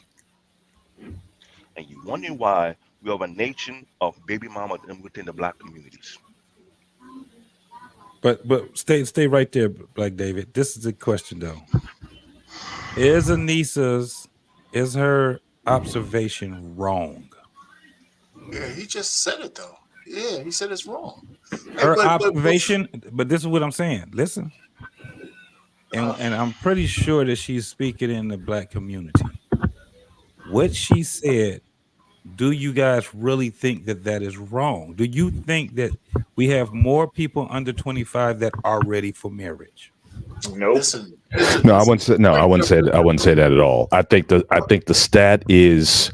I think the stat is correct, but it certainly there needs to be. I think a different way we do things. Right. Now, again, the communities that Black David was talking about. One thing that that is different for all those communities, which they have in common, it is a community. It is multi-generational. So again, for us, it's like we have, we got into our minds that being married means, moving out, have my own house, all that kind of stuff. But a lot of those communities, a lot of those ethnic communities, it's 3 and 4 generations under the same roof. The idea is you get married, you start out young, you build your base up, and when you're ready to move out, then you do it at that time. But everybody wants to get theirs first. But the problem with that is it's self-defeating, because you learn to be so independent that it's hard for you to bond with anybody. So I think definitely these other communities are certainly showing us, I think, the right way to go about it. But unless Black people start to get more in our minds that, hey, it's not just about going, just moving off and doing our own thing and getting away from everybody. No, it's like all 3 generations, grandparents in the house, you have kids, guess what? The grandparents are there to have the kids. You pass on generational values and traditions and whatnot. You keep the things very well tight knit, because like I've said before here, Latinos, they're not that much different from us in terms of women having having babies out of wedlock. They lead us. They do more than us, and they have their kids younger. The average Latino woman is like 14, 15 when she has her first kid. But go to any mall on a Saturday afternoon, and you'll see multiple people. You'll see the 16-year-old mom, parent with the pushing the stroller, with the mother, her grandmother, the baby's mother. They travel in groups. It's like a clan. They just travel together, but they keep it tight. And we don't necessarily do that. So I think statistically, I don't think what she's quoting is not that it's not accurate, but I still think as far as marriage, just as a principle, I don't think it's necessarily dependent on age. It's based on maturity and what you're trained for and what you grow up with. And until we start, changing that mindset and start talking about marriage in all aspects, in terms of, again, we talk about economics, how, you'll be financially better off getting married at an early age, unless you start really painting a picture of the benefits for young people and then teaching them how to do the work to be a married person. Like I said, I don't think I was necessarily marriage minded. Y'all already know why I got married. But nevertheless, though, it was definitely something that I certainly grew into over time. So again, having the network, having the connections, having being around married people to help you get through those growing pains of marriage. Yes, I think all those things are going to be necessary, but it's not an age thing. It's just because you're 25. It has nothing to do with that. It's about your maturity. But I would say, as I think it's been mentioned before, I mean, a generation ago, people were doing things much earlier. Again, guys who are 30 are still acting like in their 20s, men and women. I mean, if you're still playing, Call of Duty 5 hours a night and you're 30, 35 years old, yeah, I mean, that's we didn't do that back in the day. So I think that certainly the desire to grow up has certainly been pushed off by a lot of guys. You want to stay at home as long as possible, even if you could do something, but no one's necessarily motivating you or pushing you out to go out and do some things. And like I said, for me, it's that my daughters, as soon as they got jobs, they pay rent, they pay to be here. It's like, look, I say you can stay here as long as you want, but once you get that first major job or whatever, you paying some bills here. It's like I expect a stipend to come in every month for all, call it what you want, call it rent, whatever it is. But you have to start, we have to start prepping our kids for adult life, rather than just having them, like this, graduating and traveling all over the place, not paying the bill. That's not life. That's not reality. Showing LA. So let me add this. So what you said, Mr. Bennett, because that's right on. It's not like we don't have some. Thank you, Anissa. Yeah, well, you can leave that up for a second. I'm gonna keep it up. One of the things I was going to say is it's not like in our community we don't have some kind of muscle memory when people did get married younger. It's not like it's it's generations. I would say a couple of generations, and it's not just me being an old guy. Some people still got married under 25. I mean, I started looking for my wife, but this is a long time. I was 26, 25, 26. I got married in my 20s. So the spirit of the question, are you ready? under 25. It depends on what you mean by under 25. You could, if you're a college graduate and you got your first major job and you're looking for a plan, maybe you are. Like they say, so wait, let me finish. Some people say, are you ever ready to have any children? Right? I mean, sometimes you just go ahead and you learn on the job. So if you want a wife or a woman wants a man, like I said, the age is not necessarily the point. It's whether you want to go ahead and work with somebody. This whole notion of waiting at the finish line for a dude, is the thing that's broken the community in half, because we're pretty much the only ones who are doing it, and it ain't working. And that's another thing. I'm gonna land on this one. When I see athletes who are married, when they first get that big contract, they go up there, they got a wife that's 21, 22 years old, NBA, NFL. For the majority of those guys, they have better careers. They have better careers because they're not out there blowing their shit on IG models and all that kind of stuff, because they're grounded. So, I hear the comment, but that comment is more cynical than it shows in print. Well, let me add to that. Hold on, let me add to that, because there was a video circulated on TikTok where a Middle Eastern man say a 16 or 17-year-old boy in the Middle East is more mature than an American black male here who's in their late 20 or 30, which is bad. And when I say it's bad, when he say that way, women know what I'm talking about when I say this. Yep. The level of insight, the level of maturity, the level of focus, the level of an agenda that you're going after. I had to spend 7 years in Nigeria to have my brain reprogrammed to understand what the value of a man really is compared to the American way of thinking. And when I came back, I wanted to slap myself. I said, I was thinking like these idiots out here. Is this how I was thinking before I went back to the motherland? I'm like, God damn. I'm glad I had that thing detox from me. And since I came back to this country, I can say I never took a vacation, never wanted a vacation. I didn't see no reason why to have a vacation, because I haven't accomplished my goal yet. And I'm still not going to do so until I accomplish my goal. I'm watching other ethnic groups who are doing what we should have been doing and then some, but for the simple fact it's all about individuality. Because I say this several times. Ray, tell me if I'm wrong. On one hand, we say black people are not a monolith. But on the other hand, you would say we're a community. Right. And I'm trying to figure out how we're not a monolith, but when once again be a community, we're going to have a main goal we're trying to achieve. Correct. They're the same thing in our country to say, you take one broomstick, it's easy to break and bend, right? But when you take a bunch of broomsticks together and you try to break it, it's hard to. But what's the part about that broomstick? They're all going one direction. Yeah, I mean, we're not even communities. Parables.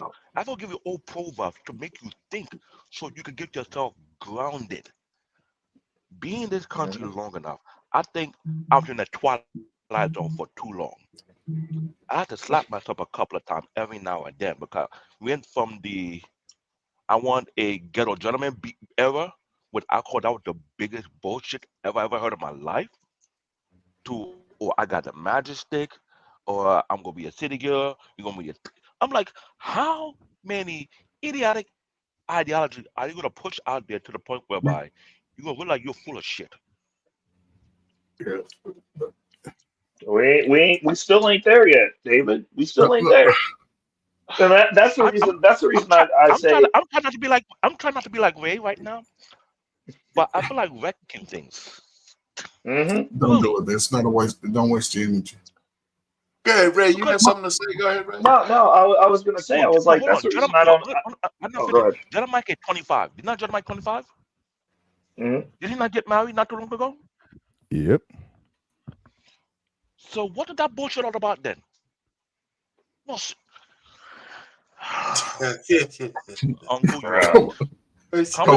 But again, but to your point about Jedi Mike, again, it's his environment. You know, you look at his parents. I think his parents are ministers or something like that. I mean, he's, again, your environment matters. And for a lot of us who are not growing up in that kind of environment, it's hard to get that message out.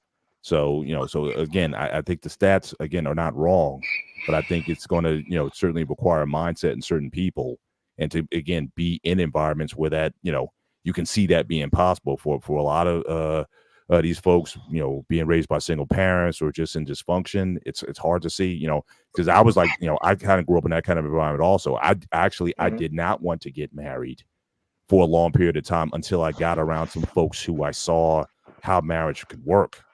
And then it was like, oh, I think I can do this. And then, so I think, your environment matters, and getting around people who have that, I think that's. But here's the thing from our pain, Brother Ben and Black David. You all are married, right? Yeah. Yep. Your children are getting the balance that they need to understand that life. Yes. They're getting that. Right. You're going to talk to them as a father. You're going to lay things out, plain, direct. You're going to be impartial. You're going to be sensitive. You're going to do all of that. Now, when I look at, now listen, you can do your research on it. Look at the behaviors and the personality of a child that's in foster care, a teen that's in foster care, and a teen that lives with a single mom. It's very similar, very similar. Now, the problem is this, and you can see it. It's more that the young boy, when a boy turns 18, the girl turns 18, the boy is allowed to linger around the house, stay in mom's. He don't have to really contribute after that. The young women, their ass is pushed out because they're no longer a benefit to the home. You got to get your own place. You can't do this. You can't do that. And they'll push these young girls up. Yeah. You fathers have already said, you ain't got to go, but you're going to do something that contributes as a young adult, bringing responsibility. Yeah. Most of these women will push their daughter out, and they ain't even told them, girl, keep your panties tight. They ain't told them nothing. Use what you got to get what you want. That's the advice they sending them out the door with their garbage bag. That's what they telling them. So when these young women go out there, use what I got. That's what they use. And how are we having this problem?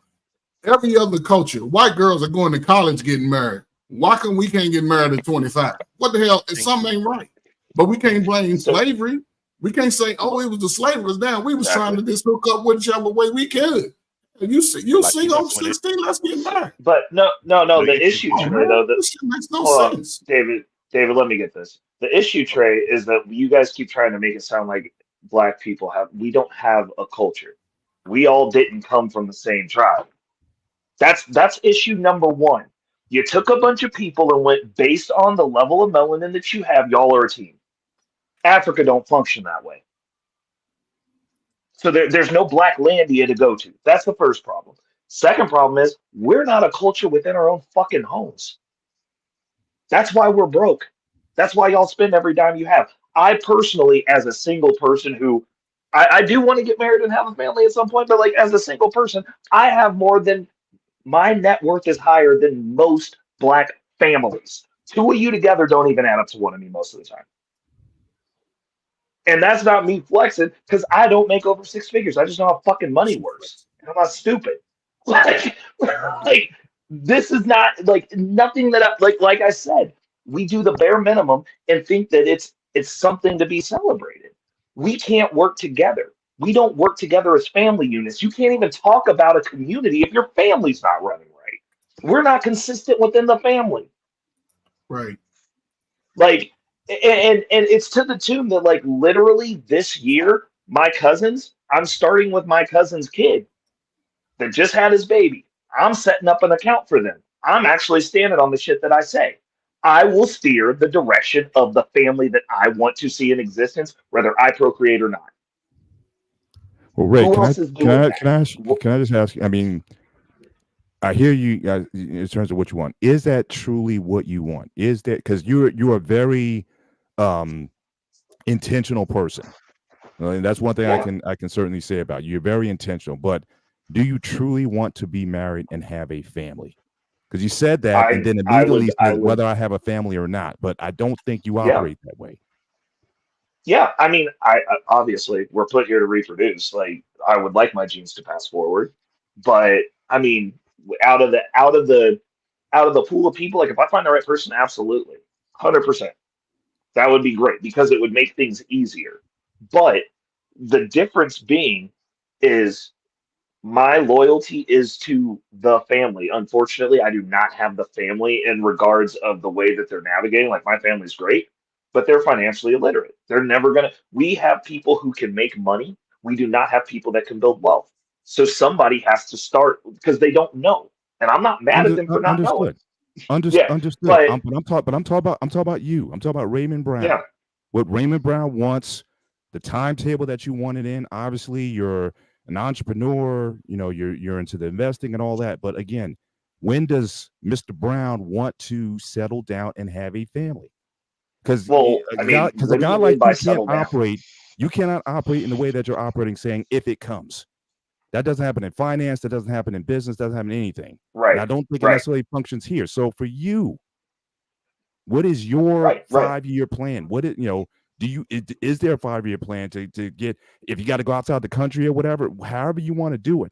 But do you treat that as seriously as you treat the Bitcoin or anything else that you do? Is it that intentional for you at your age? Because you're not a young guy either. So at your Right. age, is that something that you have the same intentionality about? Because I think if you did, I think that it would be done just based on what I've seen of you over the couple years I've seen you in these spaces. If that's truly what Right. you want.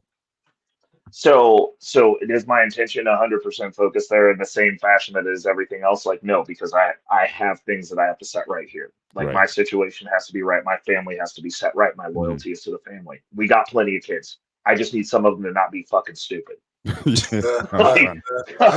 like my goal is to have that set, is to change the trajectory. Like I don't give a shit about anything else, to be honest.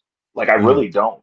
Like I would rather see my family name mean something again than have a family.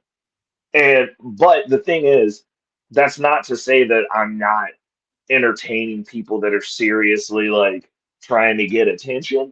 It's just I'm not sitting here going, well, I got to get married because of like if I have to do that, then there's other things that are not going to get done, and I need to see those things done.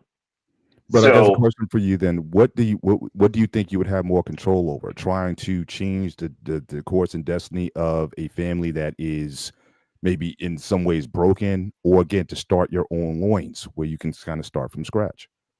well, I mean, my point of reference are the people who are winners. So I look at the Fords. The Mhm. Fords didn't just do that with the intention of fixing his family for his kids. He went, I might have a kid that's a fucking idiot. I need a pool of talent. Mm. You have to have a pool. And that's the other reason that the black community functions the way that it does is Mm. because A, we're not producers, we don't build anything, and C, we look at our kids and that's it. And that's the reason it's not a family. If you're just focused on your kids and you have 2 idiots or you have 1 idiot, half your wealth is gone, because actually more than half, because most people default to fixing the idiot versus making sure that the wealth passes to the kid who could steward the money and multiply it. We try to save every single person. Everyone doesn't get to be saved. In order for families to function, there has to be a pool of talent. You are not making the pool yourself. We're not in a situation where people are having 8 and 9 kids. That was the whole premise of having 8 and 9 kids. You stacked the bench. Yeah, well, you built workers. I mean, we talk about 100%. agrarian societies where you needed Right. manpower. So, But it even wasn't like you when were they got necessarily into looking the for the next factories, generation. but after Yeah. we industrialized, they still did the same thing, and they used that to build wealth because now you have the ability to pass on trades. You guys can start a business where it's just y'all, and it became family operations. But the cultures that win, the cultures that are controlling everything, all the ones that we look at that we think takes everything from us, Mhm. they're focused familially. And that's why they stay on top, because they're constantly cultivating a pool of talent.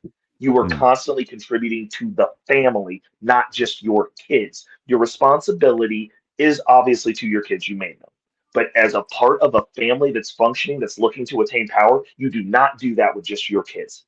You have to And at have, this point in your life, yeah, you are dedicated to your family, your existing family, and trying to repair or to set up that family that you already yes, have yes, to prosper in the future.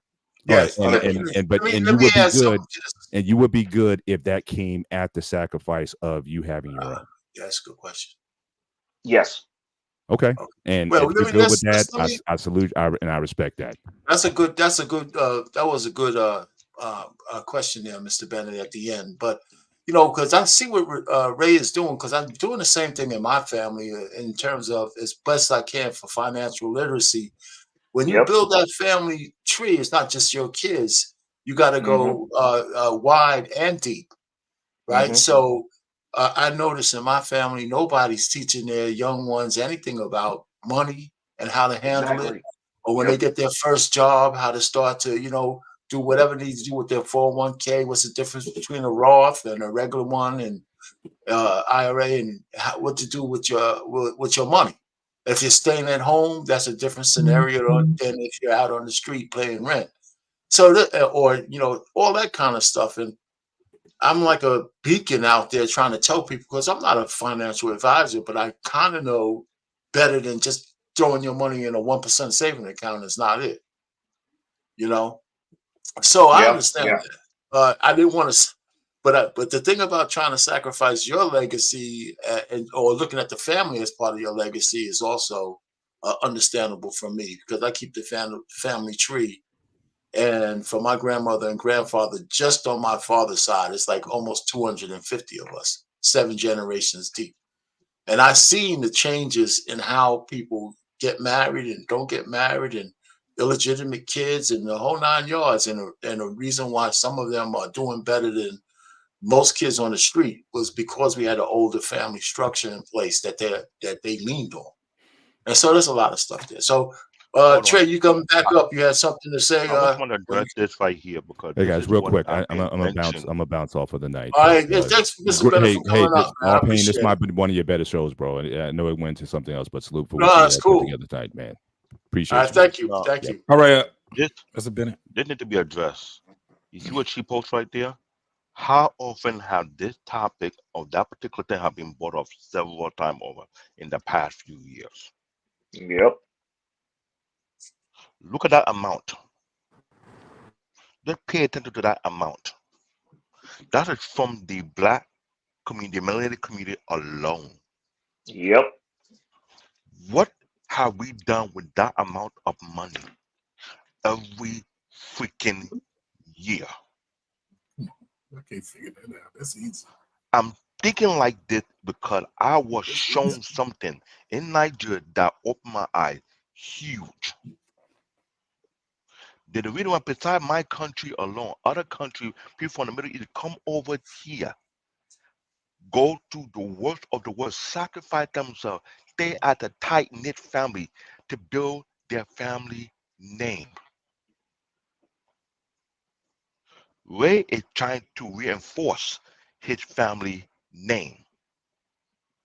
I'm trying to make sure my family name stays strong any way possible. Yep. We're not worrying about individuality, we're looking at the bigger pictures.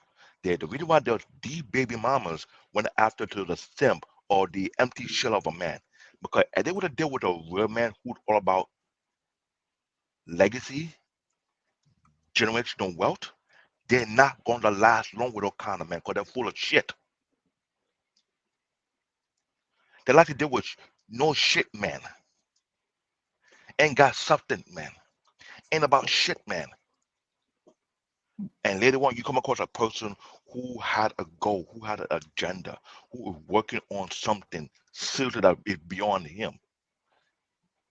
And so, some parent, when you find that certain person, you don't bring all type of unnecessary drama and stress to that person.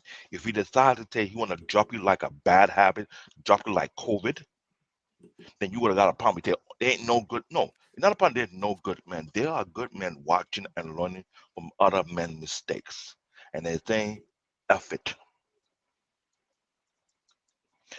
I'm thinking as a man who spoke to a lot of good men who are saying If I cannot find one here, I'm going to another country to find one. I'm not gonna waste my hard-earned money or investment on a shithole who cannot see for herself that you draw the wrong type of man.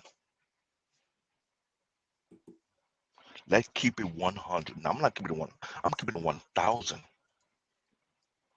A huge percentage of women in this country don't know what a good man look like or feel like or think like. CBN, can I stop you right there for a second? Go ahead. I know where you're going. I don't want to go too far down that path. I know. I'm just angry because just hold on for a second. Trey asked a question. Trey made a statement about that stat. Trey, talk about what you think about that 7 trillion stats, 1.7 Yeah, trillion. it's always a black community cop out. Oh, we spend this much money on this, we spend this much money, as if every community doesn't have a vice. Every community has a vice. Every community spends money on something they probably shouldn't have. It's a BS stat. It's one of those stats that always tries to make it seem like the black community is overly financially illiterate. I probably would say that we're probably one of the worst, but I've been around some white men who don't know savings from a checkings. They don't know nothing, and it's white men are like 2 rungs above us at the bottom, dude. Like that's I don't give a fuck. I really don't give a fuck. I really don't give a fuck. I could care less. It's a cop out. It's a cop out stat. It always is a cop out stat. All black people do. Go ahead. No. Go ahead. Let Ray go because he's not gonna let me get it out anyway. So go ahead. No. I'll let you finish because I'm gonna remember what I was gonna say. No. If you want to keep talking, man, and you shut the fuck up. You want. That was rude. Hey, Trey, finish what you're gonna say, brother. No. Go ahead, Ray. Go ahead. All right, but before Ray, before you go down that, well, go ahead and say what you're going to say. But I have a question. No, I was going to say a metric. If you're talking about it from a community standard, like I don't believe the black community exists, but if you're going to group a lump of people together that really only have a continent as their common continuity, what I was going to say was that metric actually does matter because if you were any community that liquidates everything that they make, we don't produce anything. That's actually the problem. Are you going to produce something? Are you going to produce something tomorrow? I own a business. I produce a bunch of shit. I produce $1 million houses. Like, what do you produce? Like, what are you talking about? I produce multi-million-dollar houses. I do produce. What do you make in your backyard, Ray? What do you produce? What factory do you own, Ray? Do other cultures own factories or do they own business? I'm talking about Raymond Brown. What do you own? What factory do you own? What are you producing? Other than a bunch of fucking complaints and excuses. I'm talking about Raymond Brown. You, sir. Like I said, I produce $1 million. Not a goddamn thing. That's the answer. The answer. What are you talking about? So you're saying home automation and multi-million-dollar houses isn't a thing? Not a goddamn thing. You didn't build the house. I don't want this argument to go. If I'm a part of the build process, am I participating in building the house? It's a stupid statistic. And it's a stupid statistic that you guys try to use on the black community all the time to make it seem like motherfuckers spend money. That's what they do. It's commerce. This argument. Hey, listen, I'm the fucking host. Please stop fucking well, then you should have told them. You should have told that motherfucker not to interrupt me while I was speaking. I'm talking to him too. You asked me a fucking question, and then when I gave you the fucking answer, when I gave your dumb ass the fucking answer, you let him interrupt me. So if you would be a host, be a fucking host. I tried to not interrupt you. You just want to be upset. No, motherfucker, but you did interrupt me though. You did interrupt me. Stupid. Dude, Trey, I said go, and you wanted him to keep talking. I did stop.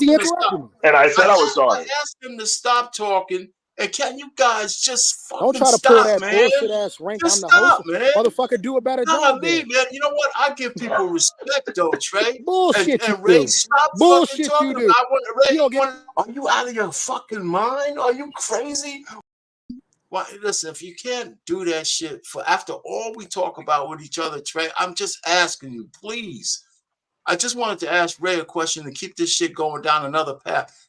And I wanted to give you the challenge. Ray, don't interrupt me, please. Let's just do this. I'm sorry.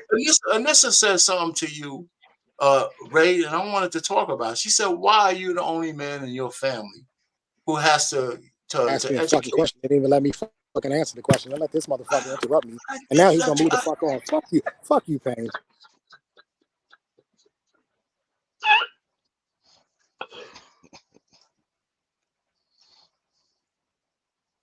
Trey, let me say this to you, right? I did ask you to continue, and you wanted Ray to say what he You're a wanted to shitty say. host. Just go ahead. Keep going. You're a shitty host. You asked me a fucking question. You let this motherfucker interrupt me, and then when I have an issue with it, you want to move on as if I'm the fucking problem.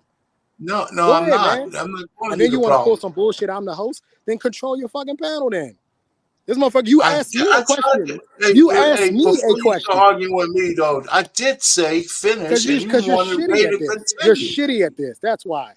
Okay, I'm shitty at it. Ray, so can you answer that question, please? Oh my God. So I'm the only one who took an interest in focusing on learning to be financially literate. That's literally the reason. You can't expect people who weren't taught these things to learn these things. They didn't teach me these things. I went out and sought it out myself. All right, so that's your answer to that. All right, Yeah. so all right, so that's simple enough. I mean, she asked the question, so but I don't know how big your family is, Ray, and all that kind of stuff. So when we went down this path, it seemed like it was a legitimate question. As far as with you, my man Trey over here, don't be so mad at me, all right? I'm just asking you not to, because I did ask you to go ahead and talk a couple of times and forget about what he was saying. I was trying to stop him too. So yeah, I could be a shitty host, but let's not go down that path. I would like to. I would like to kind of get back on track in terms of, and now we're all over the place because based on what JT showed. And that's cool because we're still talking about the singleness problem we have. It was first who was trying to help another lady. Now we saw a guy who was like 21 years old talking about he don't want another girlfriend because somebody broke his heart. And then, of course, we went down that kind of rabbit hole, and then we kind of went and talked about from the chat and how we're talking about those kind of things. So somebody just what happened here? Something that was Black David. Black David tried to pop up. So hey, listen. So I'm just saying we've been going for a couple of 2.5 hours, and I think we hit upon some things. I don't think we solved anything.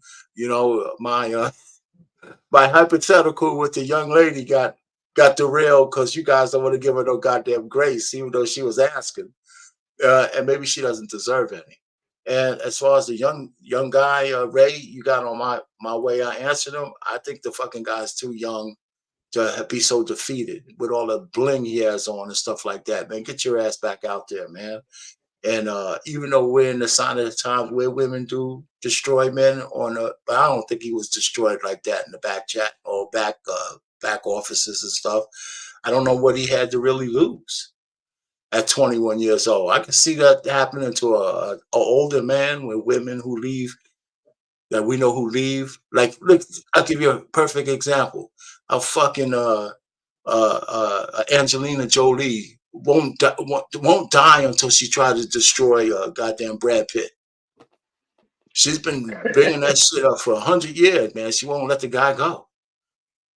So when women latch on that way, I don't know what you could do about it. She's using social media definitely to destroy that man if she could.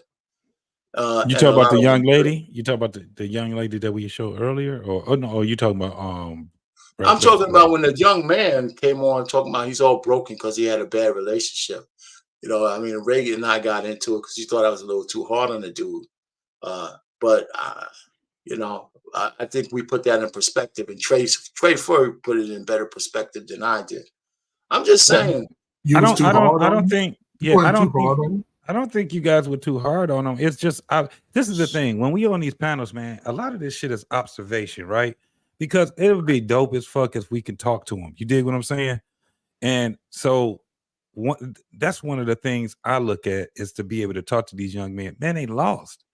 So what Ray was really saying was that these motherfuckers, it's the sign of the times, but this is how they're conditioned. They don't know anything about building yourself. It's like they're confused. You got some people that's saying, hey man, leave these girls alone. build yourself up. And then you got other people that are talking about being married at a young age, right? So I think the message is just being crossed with women and men, because we kind of lump the younger generation in one big ass ball.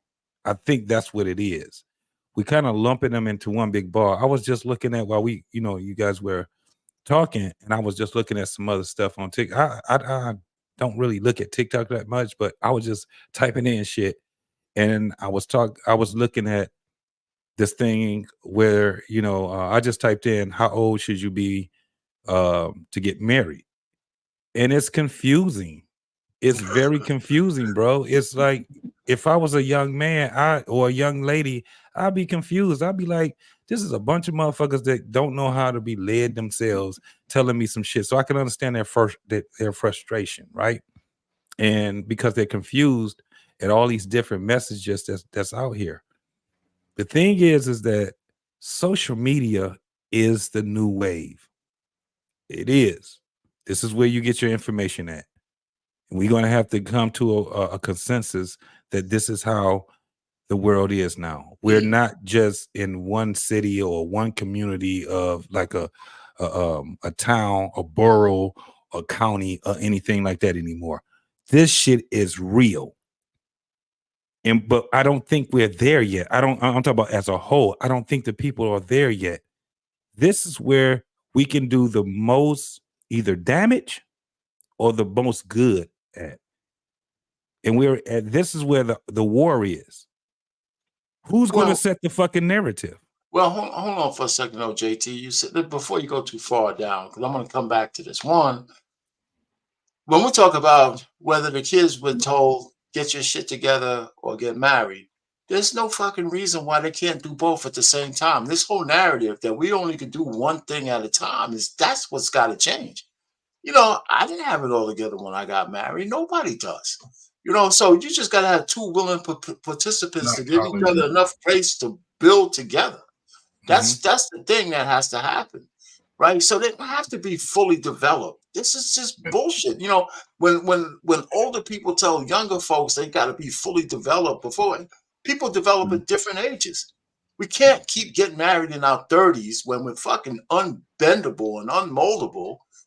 So when we had the opportunity to mold and bend each other when we're in our 20s. So this narrative of telling these young people when they have the most flexibility to be the most rigid is fucking bad advice. No, and that's why we're in the situation we're in now. No, I agree with what you're saying, but the only thing I was setting out was that it's a war of narratives. Well, that's all. And I'm just looking at it. A war of what? Narrative. It's a war, and they're confused. Like what you were just saying. No, what you were just saying was I agree with, but see, I agree with it because I'm a part of your culture, bro. But they can't see it because they got all kind of motherfuckers saying that. Oh, go ahead. What I'm trying to say is the confusion is telling people that they can't do both. I agree. The advice is that there should be no goddamn. People who are going to be confused are going to be confused anyway. There's another thing about technology and the internet, right? They had a point where they said that they wanted no kids to have cell phones in the school, right? And in the school, the kids staged a walkout when they took it from them. Well, you know what? What the fucking school needs to do is learn how to lean into the technology and make it part of their learning. Mm-hmm. What's wrong with that? No, that's what I'm saying. Make it that's part what I'm saying. That should be the narrative. What you're just saying is that it should be you can do both, but they're not. That's what you're saying. I agree with, but what I'm telling you is that this is the reason why you don't have someone saying that you can do both. I asked the question. But I think, RP, can I say something real quick? Real quick. And I get out your way. I seen something Anissa said, guys, and Anissa said men 20 and 25 should be in college, etc. All right, land your plane, nigga.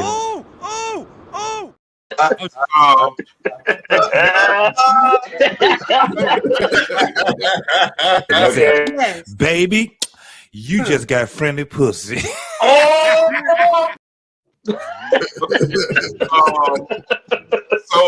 I just, And when you say 20 to 25, you know what's amazing to me, JT? You said something last week that really stuck with me, bro. You said that you're living in the home that your father and your mother bought, right, when they were younger, correct? It's a family home, right? No, not me.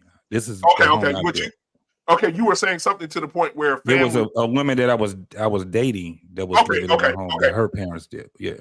You know what's amazing? It's amazing that our grandmothers and grandfathers didn't have, some of them, a majority of them didn't have no college education. Some of them can barely read. Some of them can barely count. And to this day, them motherfuckers own more shit than motherfuckers making $100,000 a year. Say that. I can, for the love of God, understand why a man 18 years old, a woman 16 years old get married and they own 300 acres of land, 4 rental properties, right? They own their own home. They got shit to leave when they die. They leave shit for their kids. And today, we're saying they got to go to college, get a piece of paper that says, hey, you great, in order to have something. This motherfuckers right now making $100,000 a year and ain't got shit to show for it. Yep. That's why when you watching these, that's what, and I knew this was coming. She said different time, but that's why you watch shit like, hey, the Titanic, it took $3 million to build the Titanic. In today's money, that's $75 million. So back then, it was expensive to do that shit too. Back then, you could probably buy 10 acres of land for $4,000 with an equivalency of fucking $150,000 today. Yep. It doesn't matter what time you are in. It doesn't matter because back then, for a black person, shit, $1,000 was very, very hard to come by. So, and again, you know, I don't understand how these young people, like we're saying, 20, 25, be in college, you know, and the college has to be the end all be all, go and develop yourself. Well, these 19-year-old men were working on they're working in the coal mines. They was working in the goddamn steel mills. They were working, and they took a little and did a lot, and they have a lot even to this day in 2024 to pass down to their damn children. Yep. But no college education. They can't even spell their fucking name signing X's on dotted lines. Facts. And so you want younger guys to overpay for things? No. That's not what I'm saying. I'm saying like right now. If your argument is that younger guys aren't buying land and they aren't buying homes and they aren't buying property, that means that you want them to buy land, and you want them to buy homes, and you want them to buy property, correct? Yes. Yeah. Okay, so you want them to overpay for it. Well, depends. Explain more. Go in more too, because I want to get more. You know. What's the current interest rate, black man? On land? Do you even know? Land? No. If you wanted to go buy a home right now, what's the average interest rate? 5%. That's the average.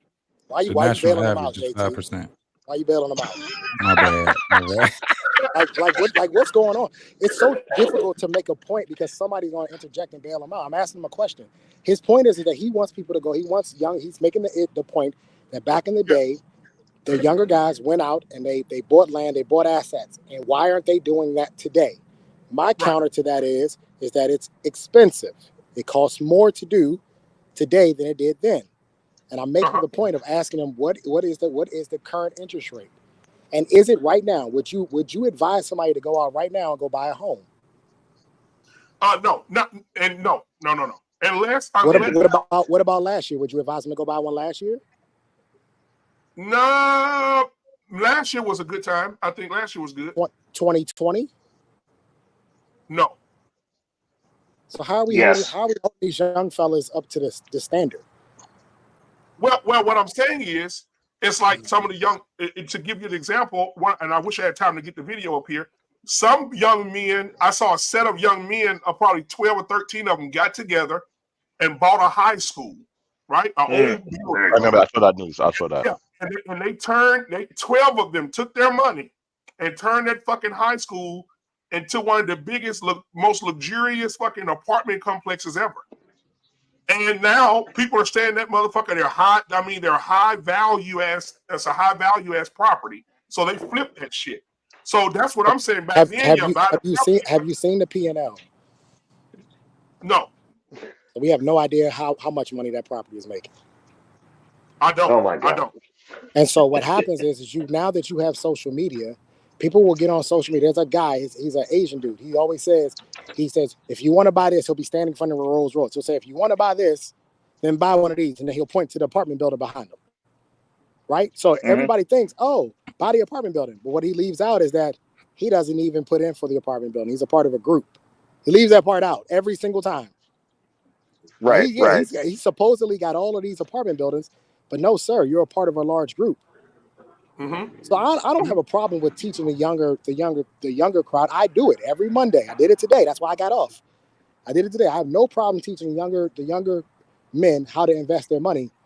But we're not about to sit here and act like that we're not in a different time in a different economy. We are. It is different. And money right now, there are people who are spending. God damn it, Ray. Go ahead, Ray. Ray, let him finish, Ray. No. You keep talking, man. And you shut the fuck. This is the issue with the black community. I was literally just at Trey. I was literally just trying to ask if I could get in when you were done. That's all I wanted to say. Everybody in the black community. The reason why we will never all get on the same page, we got you, Ray. is because one person has a better idea than the other person. We'll never ever get on the same page. Never. It'll never happen.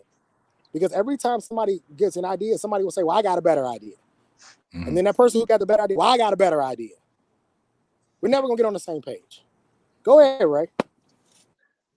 Are you actually done? I was actually trying to be polite. I was just trying to ask if you were finished, dude. I don't understand why you're mad. Wait until I'm done. When I'm done, I normally... You keep talking, man. When I'm done, I normally go on mute. I shut up. Why can't you just wait? But go ahead, Ray. Because I can't see the fucking screen, Trey. I thought you were pausing. That's the reason I was trying to ask if you were done. But I mean, I'm not trying to be rude to you, bro. I don't understand why you're on this shit tonight. Why you having it? So, no. I was just gonna. I was going. Just make your fucking point. Stupid. Mayday! Mayday! Will you please learn this motherfucker? Yeah, I know it's late. So my question was gonna be like how, I mean, like, people act like you got to move into a place by yourself. You already have roommates. If one of you can get your stuff together, then you could purchase that way, because it doesn't matter what the interest rate is if you're not paying the note. That's all I was gonna ask. Sir, if both of us bought a building, you borrowed the money. I'm not saying a building. I'm saying like a house, a condo, a loft, not a building. I'm not saying we gotta go buy the building. I'm saying you got to start somewhere. Start with the the issue house. in the black community is that we want to play the credit game. Everybody wants to play the credit game instead of playing the cash game, the ownership game, right? There's no way in the world that you will ever outrun cash. You guys will talk about leverage. People will say, well, oh, I'm leverage, until a 2020 happens, and these motherfuckers are scrambling to pay their goddamn mortgage. Everybody wants to be over leveraged. Oh, well, just borrow. Okay, cool. And then as soon as the 2020 happened, you run around like a chicken with your head cut off. The problem with this community is we're not teaching people how to properly stack cash. Anybody have any idea how much cash Berkshire Hathaway has set aside for a rainy day? Anybody want to take a guess? It's over 100 billion. They are prepared for a goddamn tsunami. We are not teaching the black community the proper way. We keep telling everybody, go borrow money. Well, if you're telling them to go borrow money, who is that making rich? It ain't the person borrowed the money. That's for damn sure. We're wrong here. And I don't have a problem working together, but we're working together in the wrong ways. We're doing it wrong. We're doing this shit backwards. And we wonder why we can't close the wage gap. And we get people to come on here and will tell you do this and do that. They're wrong. If I had $10 million and you had access to $10 million in credit, I will beat you with cash every day of the week. Every day of the week. Because no matter what, you're always going to have to pay somebody back. Always. No matter what, you got to pay. You got to service the debt on that money. Cash is king. No, I could agree with you on that to an extent. It just depends on what the terms are, because math is math. You're right with cash, because if you got, Ray, I mean, Ray, it's not. It's no. He's right, 100%. If you got multi, I mean, if we wanted to sit down and actually have like a genuine conversation on different methodologies, because I'm not saying he's wrong. I'm saying that's a way you can do things. But I don't do things that way. I can speak from my perspective of what I'm physically doing with my money and the results that I'm getting. Because I track my shit. I'm sorry, Black David, go now. I'm sorry, Ray, but I mean, just in the context of the conversation, yeah, you might have a point. I'm just saying that, you know, if you just compare apples to apples, no matter what the strategy is, if I have $10 billion in cash and you were financing $10 million, I'm going to come out ahead, man. I will. You know, but I understand there's methods and strategies for borrowing money, but in that context, it's not. All right, go ahead, Black David. I want to ask Trader quickly. He have a very solid, great point. Since we talk about building up cash, what would be the best suggestion for a young group of people who want to build a solid foundation of generational wealth? What would you think the best thing to do at this present time? Not going to Trey. The first thing is to get rid of this buzzword generational bullshit. Nobody is building the amount of wealth that's considered generational. So stop it. Do we ever even understand what generational wealth means? The Khan family, we're talking, that's generational wealth, lasting them hundreds of years. I understand that. They had to start from somewhere. But I'm going to say if someone would have started now, here's how I look at this. From the moment you graduate high school, if you are not going to college, and I said this before, man, we had a big argument and people all got mad at me because they thought I was talking about blue collar and I wasn't. I was talking about being average and how many hours you worked a week. If you are 18 years old and you are not in college and you're under the age of 35 and you're telling me you're working less than 60 hours a week, we're already off on the wrong foot. We're already off on the wrong foot. I don't want to hear nothing you got to say. Okay? What you should be doing is stacking cash, right? A lot of you guys want to move out of your parents' house. It makes no sense to move out of your parents' house if you don't have to. If they're kicking you out, that's one thing. But if you don't have to leave, don't leave. You need to be stacking the cash. You need to find an investment vehicle. I don't give investment advice, so I won't tell you what to do with it. But you need to be finding an investment vehicle that is safe, that has low volatility and can get you some returns. But you need to be stacking for as much as you can. We got guys out here that are in their 20s that don't have $1,000 in their bank account. That's sad. That's sad. And it doesn't make any sense because you don't have no kids and you have nothing but time. You got to stack this cash. The other part of this is too, go ahead. No, I was going to ask you a question, Trey. So I saw a family. I can't remember their name, but they're not from here, but they live here now.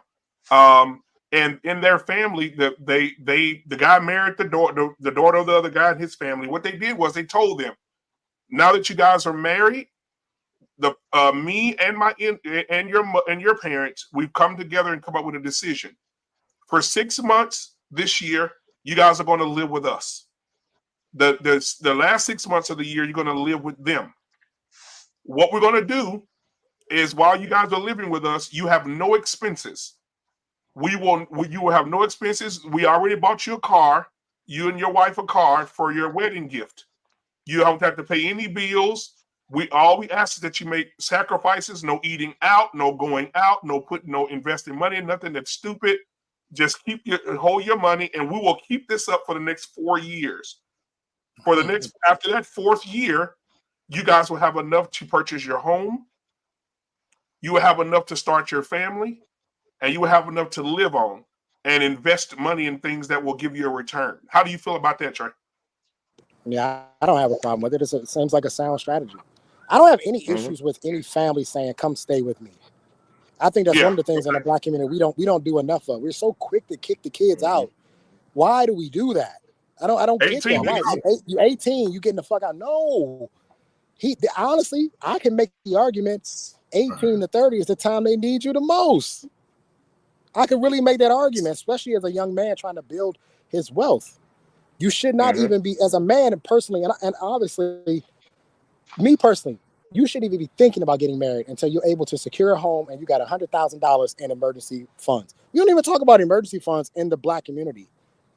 We just had a whole COVID-19. We don't even tell black people, hey, make sure you could go 12 months in case something pop off. We don't even do that. So you should be at home. If you're in college, I understand that. But even in college, I can make the argument you should be at least cranking out 30 hours of working, if you can work. I know some colleges don't allow that or whatever, but if you can work, you can work. What I see is a lot of young folks who are trying to take the easy route, right? They want to get popular on TikTok or make a good YouTube video and boom, they hit it. That happened for some people, but that's not how it's going to be for the majority. For the majority of the young folks, you're going to have to put in that sweat equity. You're going to have to work. When I was in the military, I did 12-hour days. My shift started at 6 a.m. I didn't get up to 6 p.m. And then after that, I went and DJed for 4 hours. When I was a police officer, I worked 10 hours, 4 days a week. And after my 10-hour shift, I worked another 4 to 6 hours at a nightclub, at a strip club, at a bar, at a lounge. You motherfuckers don't want to work. It's sad. Where's the money? It's sad to see a 24, 25-year-old who got $1,000. It's even worse, and I told you, it's even worse to see a 40-year-old who ain't got a net worth of over $100,000. What are you doing? What are we doing out here? We too busy focusing on the women. We too busy focusing on the women. Trey, it goes back to the question, and it goes back to what Embrace Grace said. We spending a lot more money on frivolous items than stacking it. We spending that money, and that's the thing. You know, it'd be okay, you know, if you 18, 19, you get you a job, and you have a plan with that job, and you work it 70, 80 hours, sometimes pull a lot of doubles. Yeah, you can stack your bread in about 4 or 5 years to get to a better place. But then we don't have the younger generation, unfortunately, they don't think like that. They rather get the latest Jordans that come out every other month. I got to have all 5 colors. Even guys that play video games, man, they spending trillions of dollars on video games, sitting stagnant, not working on push-ups in between commercials, getting fat as hell. Fucking John ain't working. So how do we fix that dynamic? Because you see it in women and the man.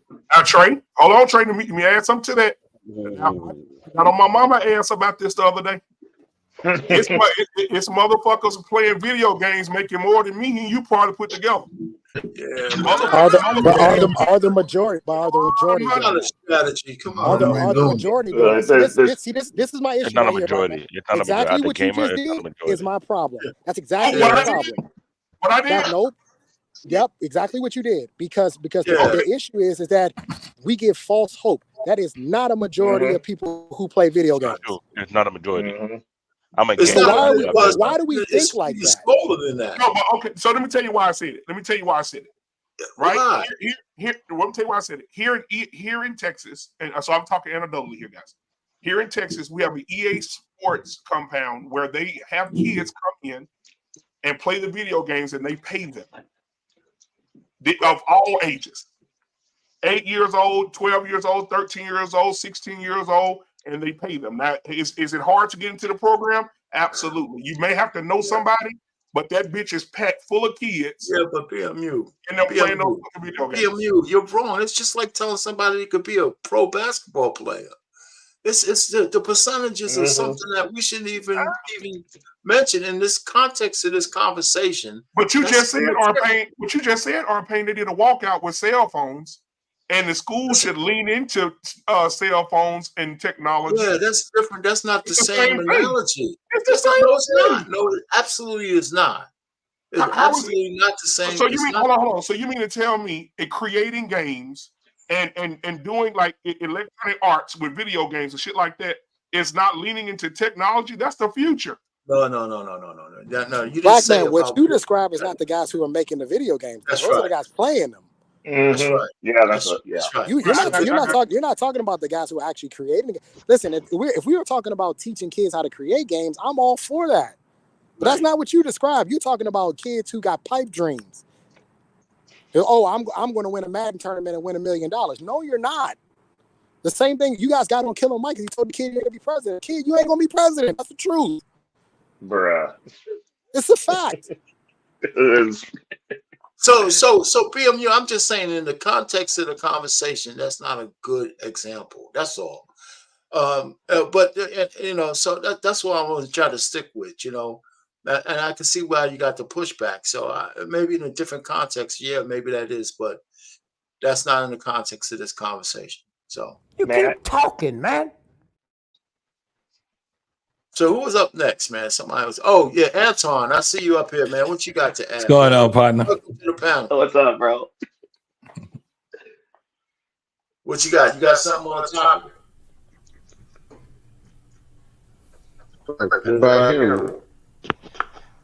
Ladies and gentlemen, information man on the panel. Yeah, so we got attention Kmart shoppers. Attention Kmart. Well, that's echo. We got a spill on aisle 6. Spill on aisle 6. I am your father. Trey, you're wrong for that. Hey, information. Somebody turn the fan off. He got that warehouse echo. Hello. That remind me of a girl I used to date. Bro, that's what I was about to say. I hate to say it. Our sick joke belonged to BMU. Oh man, so okay, so Antoine dropped off too, so both of them, one of them has something going on. But well, I think this was I think what we segued into. I mean, we're all over the place, but that was a good conversation. One of the things I wanted to do about when we hit the topic about keeping your kids at home. When my girls graduated from college, there wasn't even no talk about them moving out. Right. So once they took from college graduation till 29, and the other one is still with me, and all she's doing is stacking money. And that was the deal that I made with them. I said, listen, you're moving into a house. I don't need you to buy food. I don't need you to help me with the mortgage. I don't need any of that shit. But this is what you're going to do with your money. This is exactly, you're going to have some discretionary money to get back and forth to work. And the rest of this shit, you're going to invest in stack. That's what I told them. And they said yes. And then that's what they're doing. Hey, RP, can I ask you a question? Where did this come from? Because I got the same speech at 18, you're out. Where did this kicking the kids out at 18? I mean, I don't think it was like just kicking it out. When you was 18, you went to the military shit, man. You were getting married. You were having families, and they were leaving. So I just think that over the generations, it just became, I don't know who bastardized it or who popularized it to say, get the hell out of my house at 18. But that shit never crossed my mind with my daughters. Sometimes the sons want to leave because they want to piss on a goalpost and shit. And both of us can't be pissing on the goalpost at the same time. So you got to get the fuck out. But all the nastiest, freakiest shit I ever did with a woman was a woman who had her own place. That is a fact. I'm telling you right now. She had her own apartment. We did some nasty ass shit in that fucking apartment. But it goes back to what I was saying earlier. Absolutely. About when you have a father and a mother in the home, you're more likely to get the dynamic of our pain. Hey, if you're not ready to get out there, stay here, work, go to school, stack your money, prepare yourself. A single mama, the child turns 18, the child is no longer a benefit to the mother. Ain't no more child support check coming, so now you're a liability. Even with the boy, they will coddle that boy and allow him to lay up in there and buy him video games and Jordans and bullshit for 20 years and be talking about my children.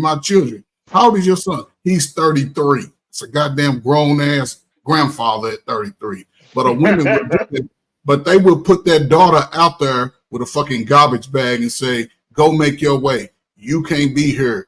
You in my way. You doing too much. And this is the dynamic that we put that older women and put their daughters in. This is what we see. This is the result. All of these girls out here, they out here on survival mode. That's all they know. No, that's all they know. So what are you going to do going forward? Let me add it on the African perspective. When you talk about kicking our son out of the home, Black man, 1 second. Hey, information man, did you get your stuff fixed or what?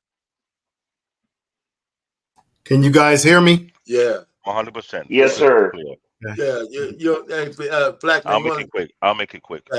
When we talk David. about kicking our son out of the age of 8, it's all based on productivity. Because when a father sees a son not doing anything productive with themselves, at the age of 18. He just sitting down wasting away. It creates two issues. One, what were the whole time were you doing in school?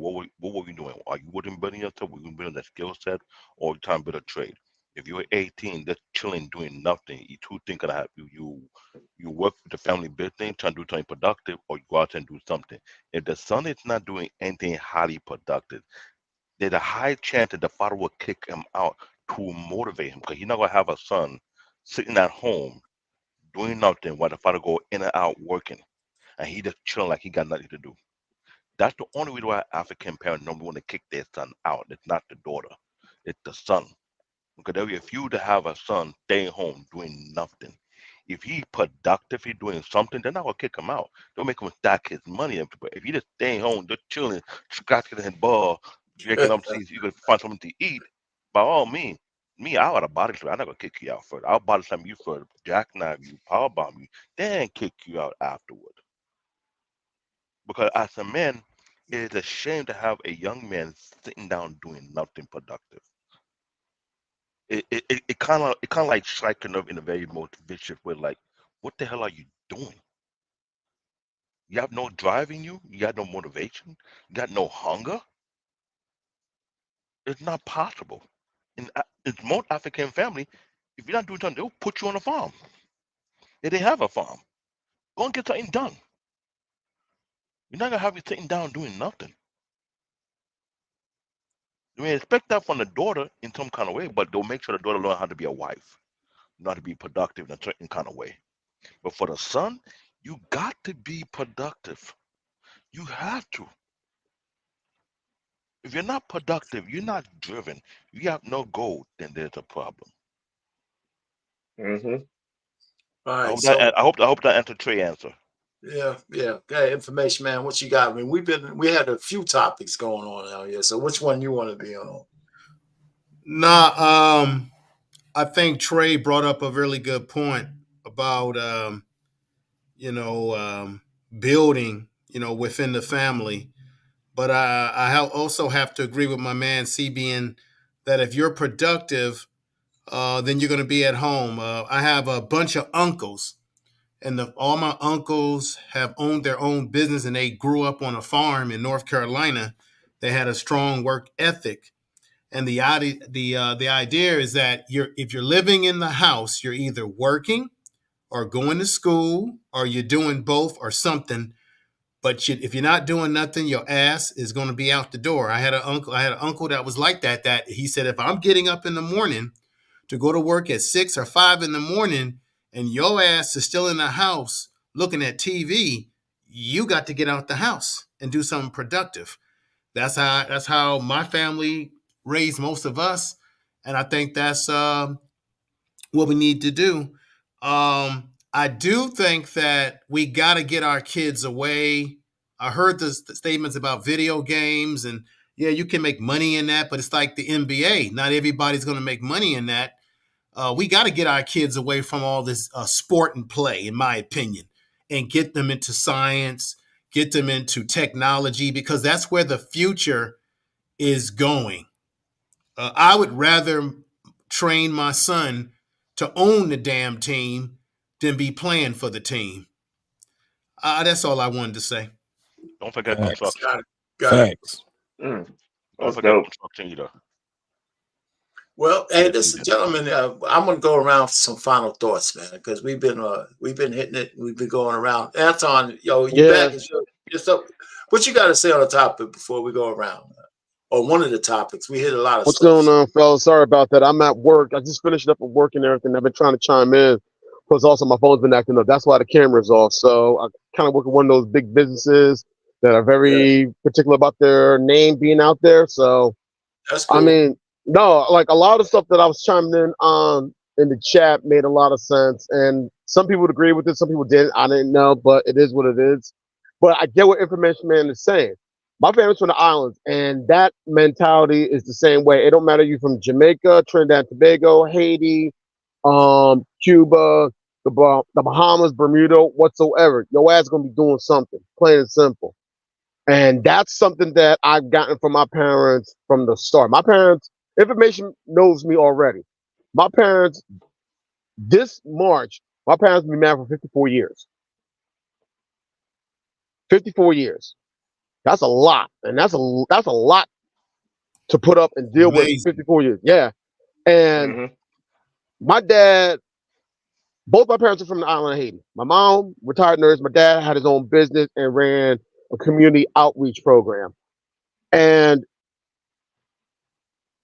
I remember my parents always getting up 6 o'clock in the morning, 6, 7 o'clock in the morning. My mother making my father a plate to take with him to work, making a plate, cooking for my brother and sister and me to eat when we get back from school. My grandmother, God rest her soul, was living with us at the time as well.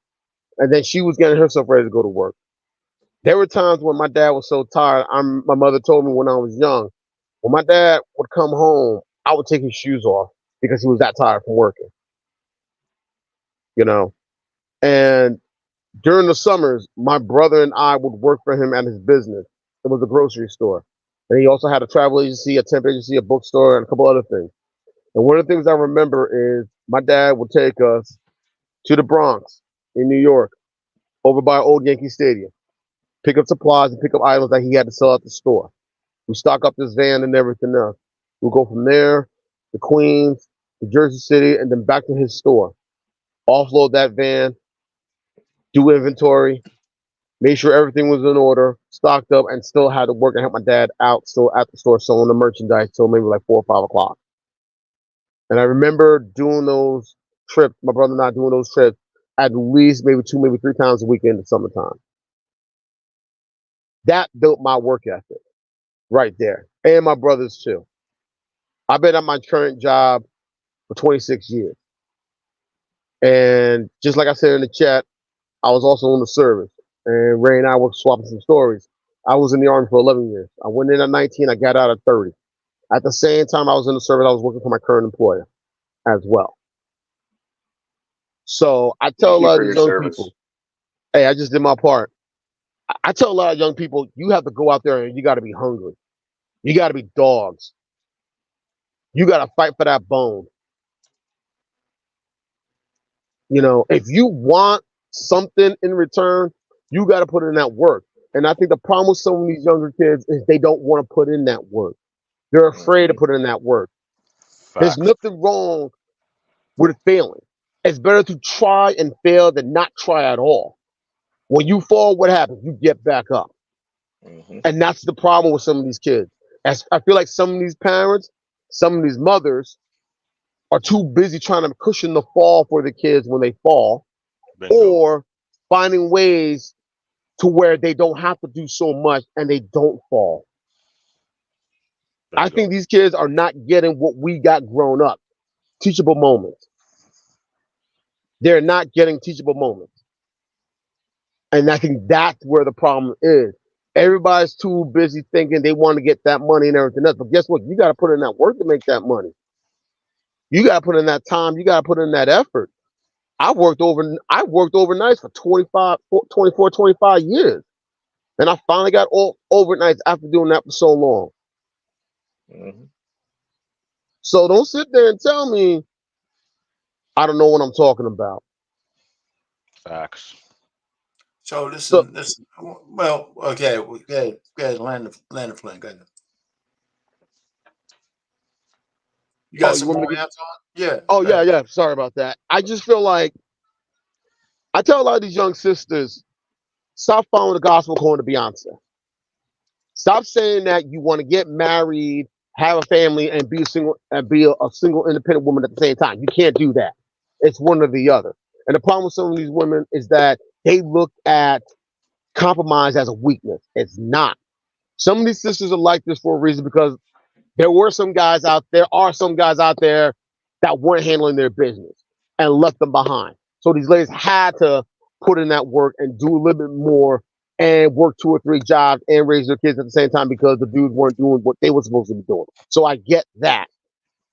But at the same time, one thing my wife always said, she was never going to teach our daughters to depend on a man financially.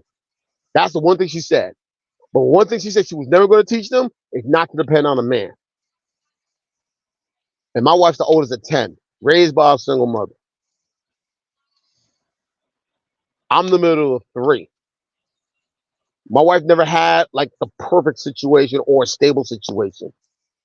I still got the keys to the house I grew up in. We came from totally different situations when we got together.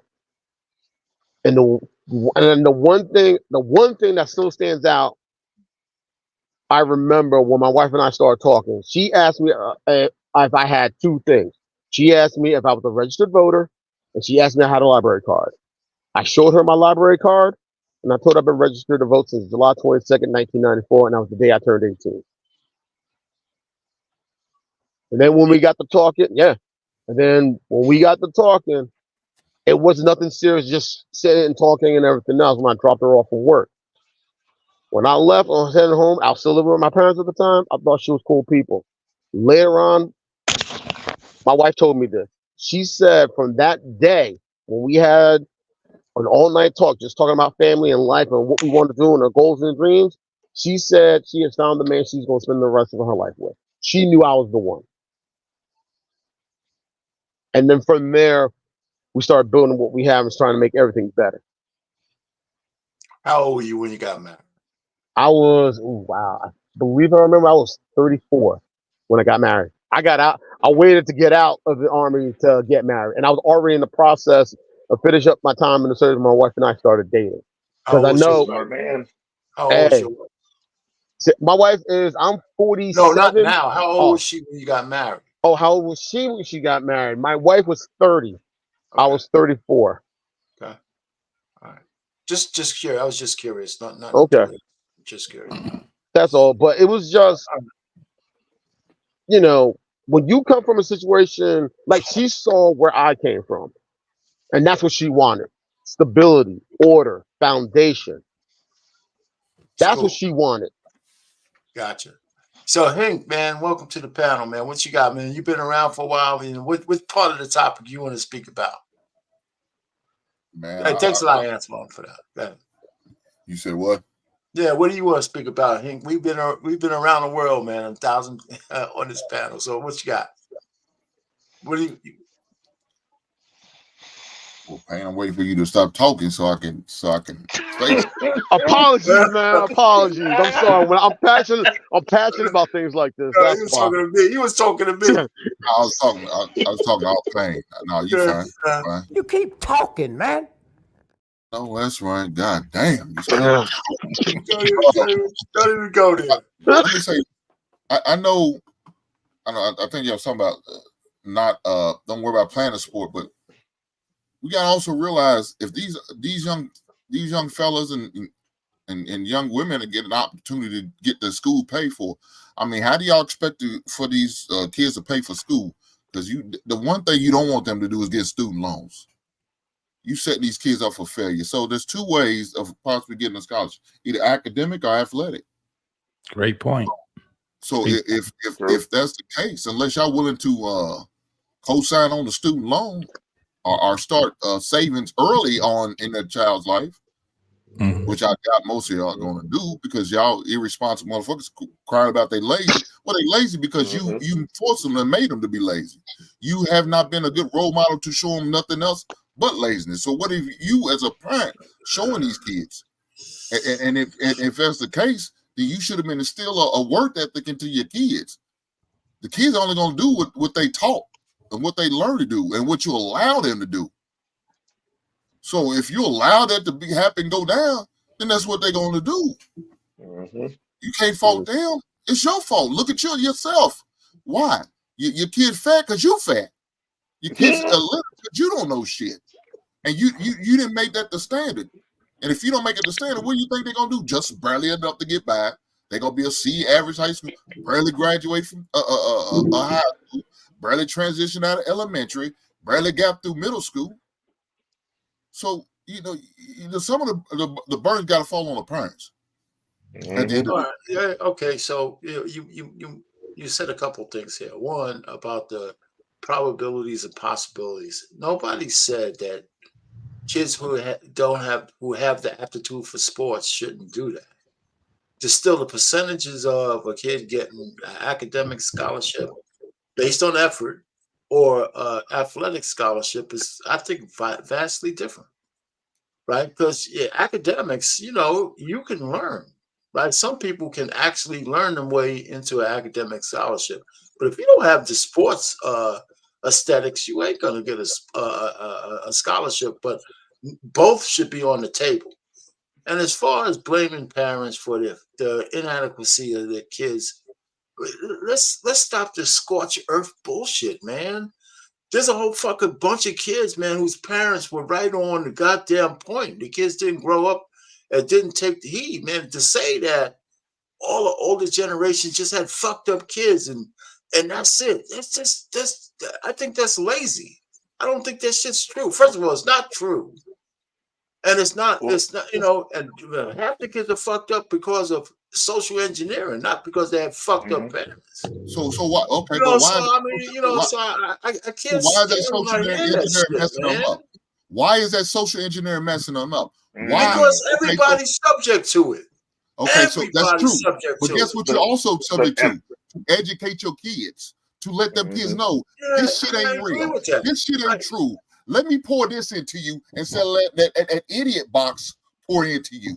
I agree with that, but when you didn't say that, you came out here and said that you blamed everything. Listen, the way we talk about the older generation, to me, I just can't fucking stand it. Nobody made any distinctions.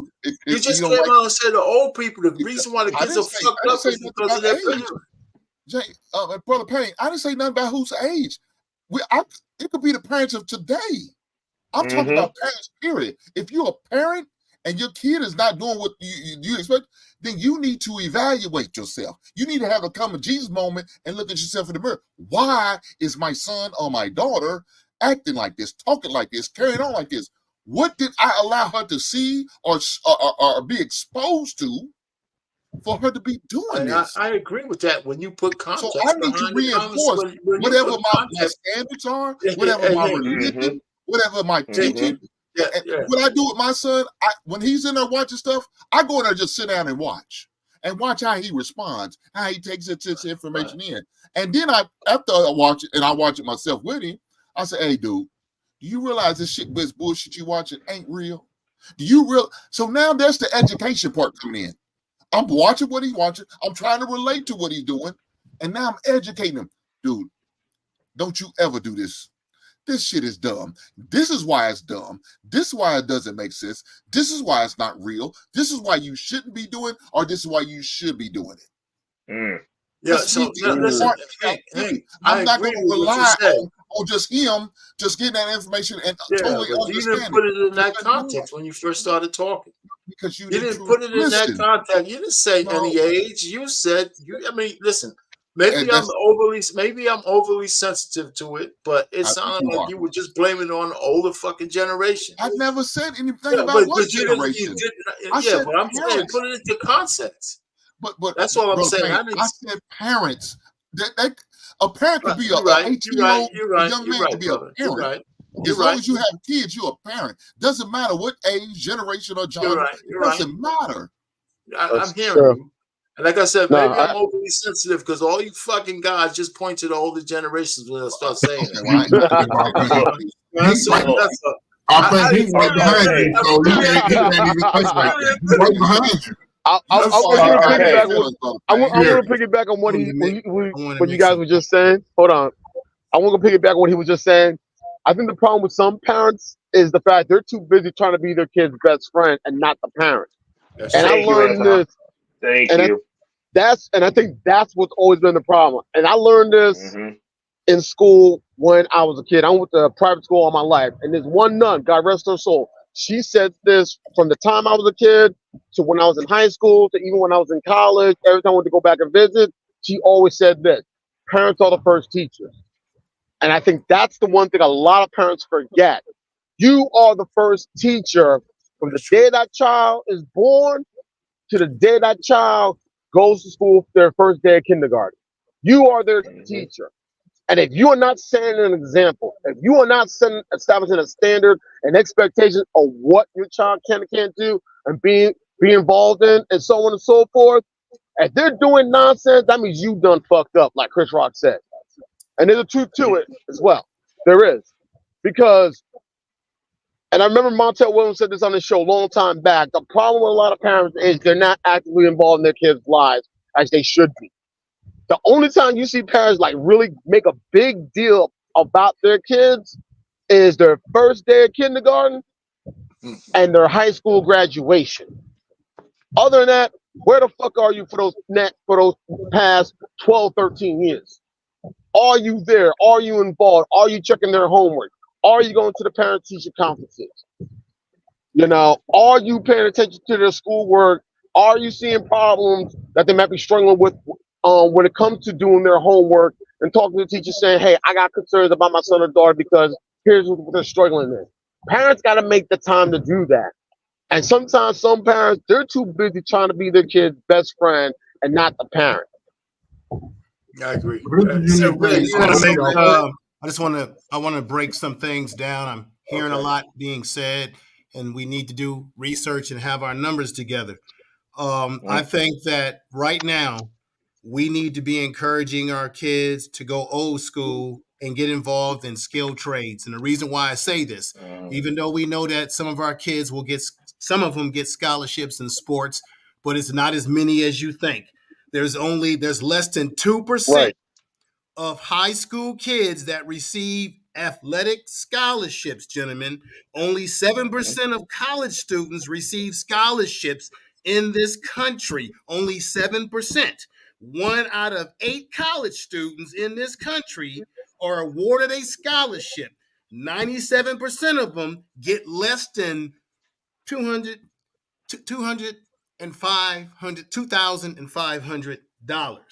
So what we're looking at is that even though we would love our kids to get these academic scholarships and get athletic scholarships to take some pressure off of us financially, that would be great. But the problem is not every kid is going to achieve that. And your child stands a higher chance of receiving an academic scholarship than they are an athletic scholarship because the numbers are much lower, as I spoke of. So keep that in mind. So now some kids college may not be for them, or it may not be what they want to do. So maybe we need to get them involved in skilled trades and things of that nature, because there are people working as plumbers that are making more money than people that went to college for years and then build up a whole bunch of debt. Okay. So, and it's just a reality. There's a small percentage of our population, of our kids, that are gifted enough to get scholarships, and they're competing. Think about it. They're competing for 58 positions on a football team, a college team, versus competing with a classroom, which has more slots available. Academics is the way to go. Put our emphasis on academics and skilled trades. We'll be much better off than chasing this damn hoop dreams. How many of y'all saw the movie Hoop Dreams? Okay? All what happened to those young men. Those of you that are blessed on this panel to have family members that got scholarships, much love to you. But it ain't going to be all of us. I know a whole bunch of guys I went to high school with who were great athletes in school, but they didn't have the academics to get the damn scholarship, because you still got to have academics to get into these schools, even if you get a scholarship. So we got to be pushing academics and skilled trades if they're not going to college. It's just that simple. Simply said, but got to be put work forth. That's all I wanted to say. Numbers don't lie, gentlemen. Numbers don't lie. And with that, gentlemen, let's do this. Let's do this. No, before you go, man, let's do this. Well, I'm gonna go around final thoughts, and we go around. We can start with you. With Anton's going. Oh no, we can start with you. Final thoughts, man. Final thoughts, and go around. And Ray, you can go after. All right. Wow. This was a great show. I was following it when I was at work in the chat on a lot of things that were going on. And I feel like a lot of young people need to learn the significance of not only self-preservation, but they got to learn the importance of perseverance. Everything's not always going to work out the first time, and that's okay. You got to learn to get back up when you fall down. You have to learn not to let anyone get to you. Also, I feel like ladies have standards and expectations. Don't set the bar too low where anybody. No, you dropped out. Oh no. Signal. You gotta be where we at. Because you said that about okay. Yeah, you dropped out. That's So all right. Oh, go ahead. sorry about that. No, I'm driving. That's why. So my thing is,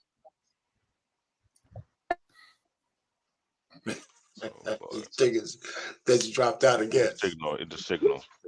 Where he at, I understand because it's building like that don't mess with your cellular signal. Yeah. All right. Listen, the government don't want them dropping them gems. No, there's a couple of pieces. I mean, hopefully the government doesn't come and knock my internet out, so I'm sitting by the rack.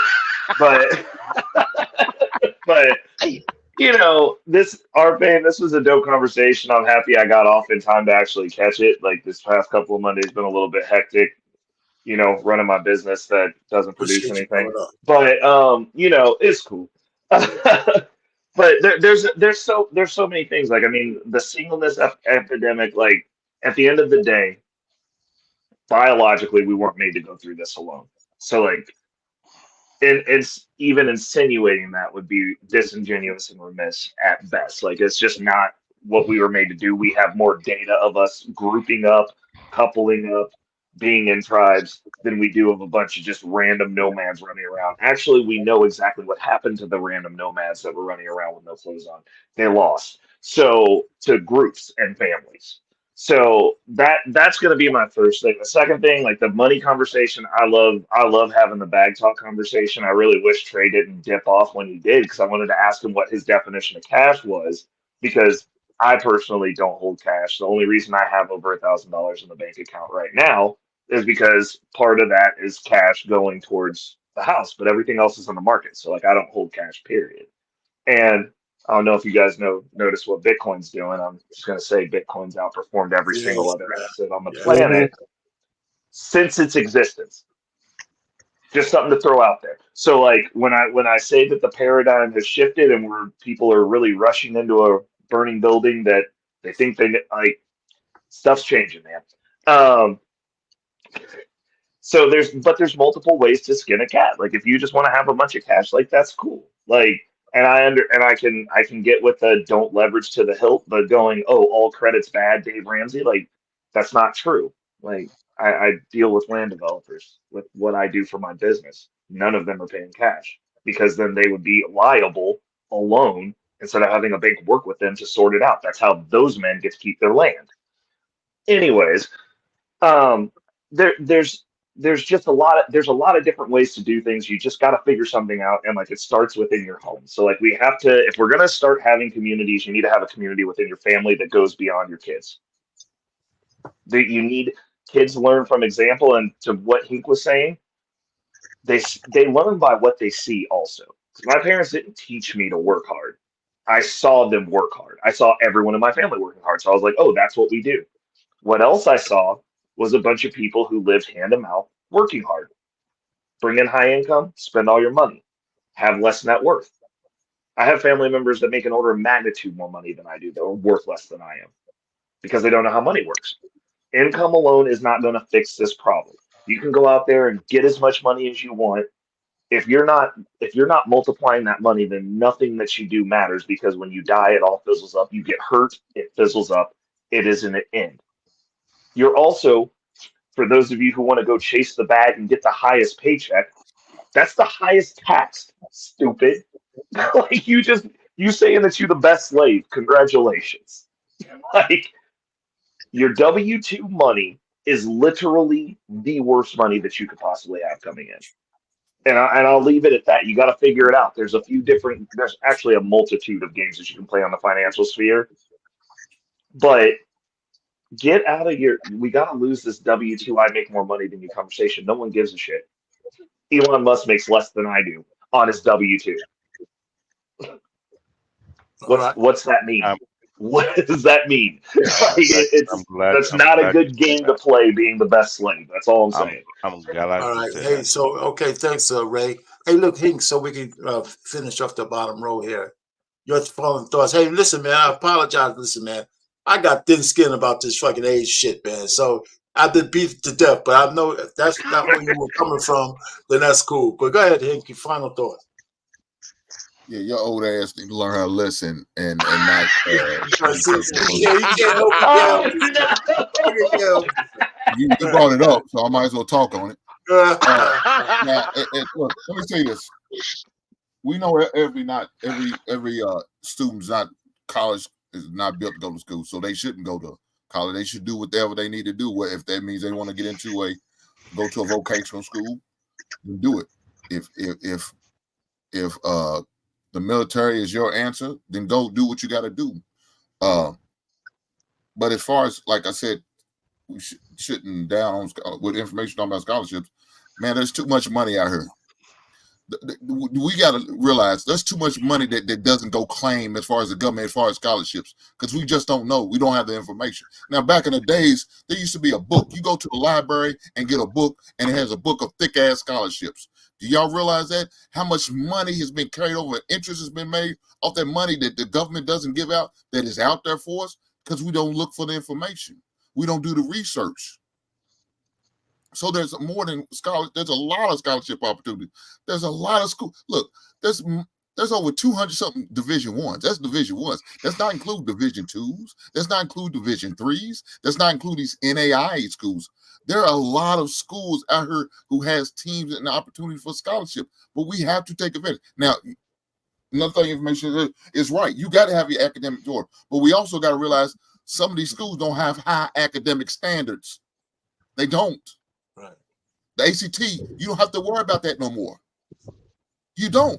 They don't even, ACT is just, if you do ACT, that's just going to give you a little bit more money. But it's not required by these schools no more. Now, I don't know if it's fortunate or unfortunate. It is what it is. But we got to take advantage of it. Another thing, FAFSA. Fill out your FAFSA paper. There's grants. There's scholarships there. People don't fill it out. People don't participate. They allow it to be missed and passed over because they don't. Why? I don't know why you don't do it. Because your dumb ass must want to pay tuition every month, or have your kids doing work studies to pay for tuition while they work in the cafeteria, and you got other people on scholarship and grants because they took advantage of the opportunities. Your son or your daughter's in there doing work study with a hairnet on, look like Brother Payne behind talking about you want gravy with your potatoes. Take advantage of this knowledge, man. Go out there and do the research. Parents, you need to be helping your kid out. Just because they're 18 don't mean they're ready to make these decisions. They're just not. So continue to be the best parent you can and allow your student, your son to be the best parent, the kids they could be, and try to guide them and help them along as much as possible. My last words is, black man, protect yourself at all times. Do what you got to do for your mental. If that means you need to get in somebody's Zoom meeting on somebody's couch, do that. Diabetes and heart disease is the biggest killer amongst black men. So take care of yourself. Get a physical. Do what you have to do. As far as colonoscopy and prostate, us all of men up here at a certain age, get that done. Get that done, man. And colon cancer is a motherfucker, man. I watched my grandfather go through it, and it wasn't a pretty sight, man. So take care of yourself. Things could be addressed before they get to the worst. Address them. Take care of them. It doesn't make you a lesser man because you got to get a colonoscopy or get your prostate checked. It doesn't. It's part of what you got to do as a man, especially us black people. We got some of the highest rates, so take care of yourself and do what you got to do. Amen. That's Let me go next. Black David, go ahead, man. I'm gonna make it very simple. I'm glad for Mr. Man said what he said, and I'm glad he pointed out. Now that you said that, we know we're gonna be on I'm a long heavy on trade. We want to tell I'm heavy on trade is this. If we have kids working on trade, either be construction, either be electrical, either be paint, whatever it may be, they don't have to worry about student loan. That's number one. Number two, the yesterday generation of the black community was trade focused, and they were the most wealthy community of that time. Because they were able to build wealth within themselves using their skilled trade ability.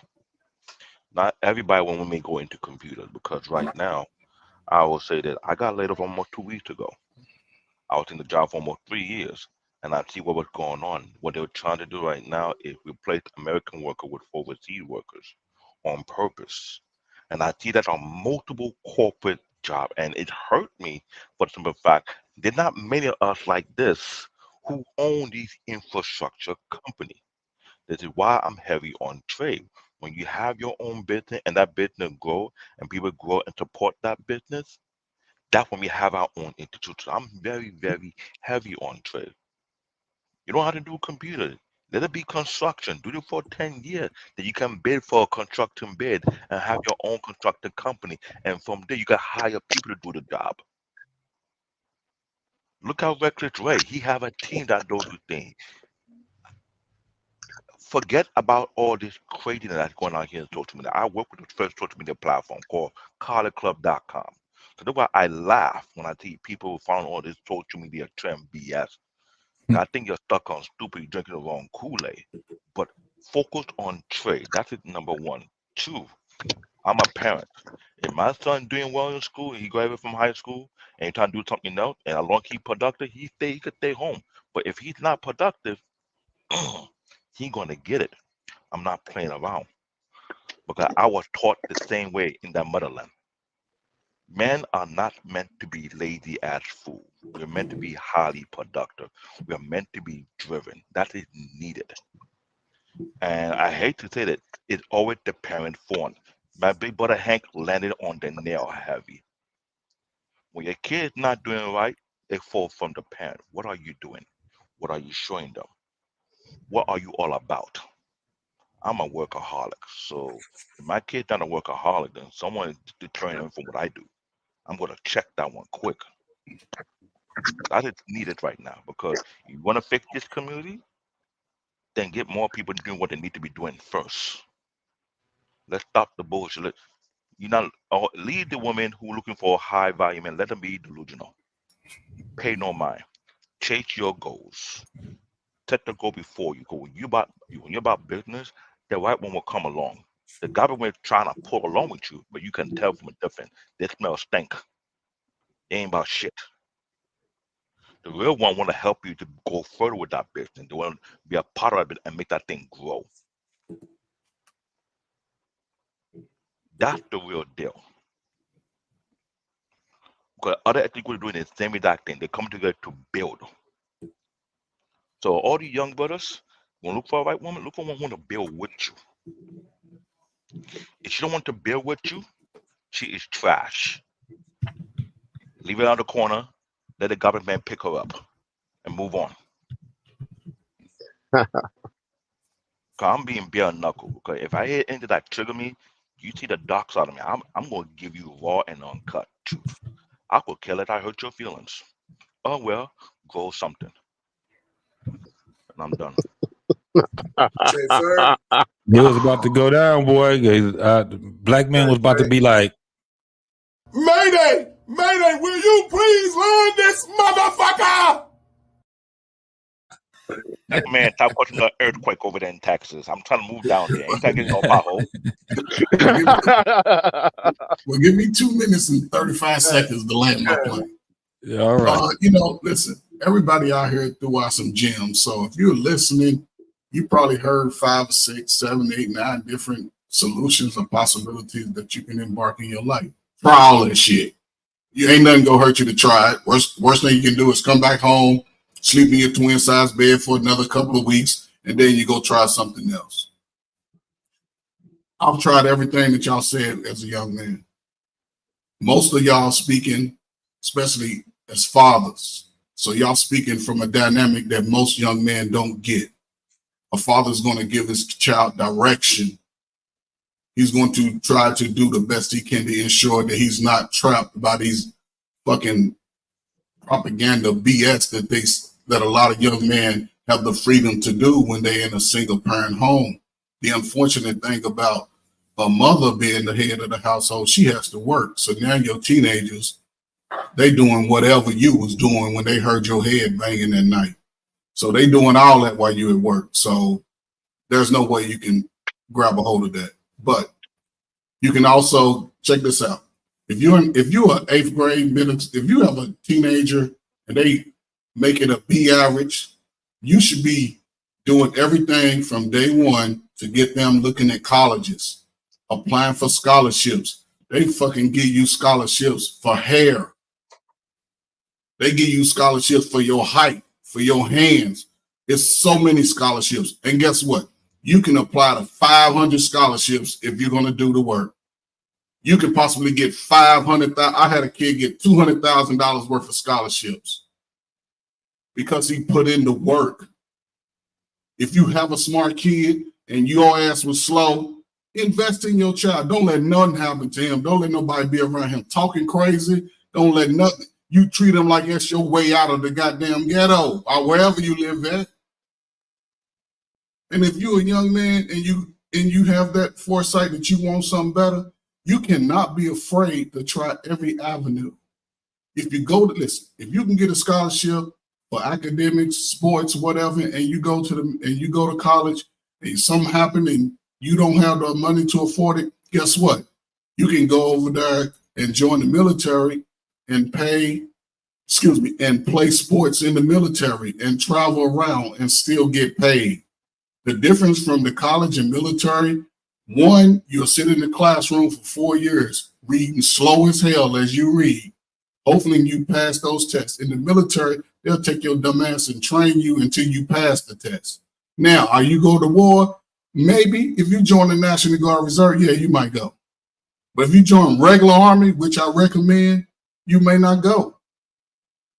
And all the women in the military are fine with money. I don't care what some of them are beautiful because they got the face. Some of them may be a 5 because they ain't got the face, but that body is banging and they got money. They ain't talking about you got to pay all this. They gonna pay it with you. And if you want to, and if you go to college and it can't work out, join the military. Guess what? The military will pay you $1,800 to go to college after you get out.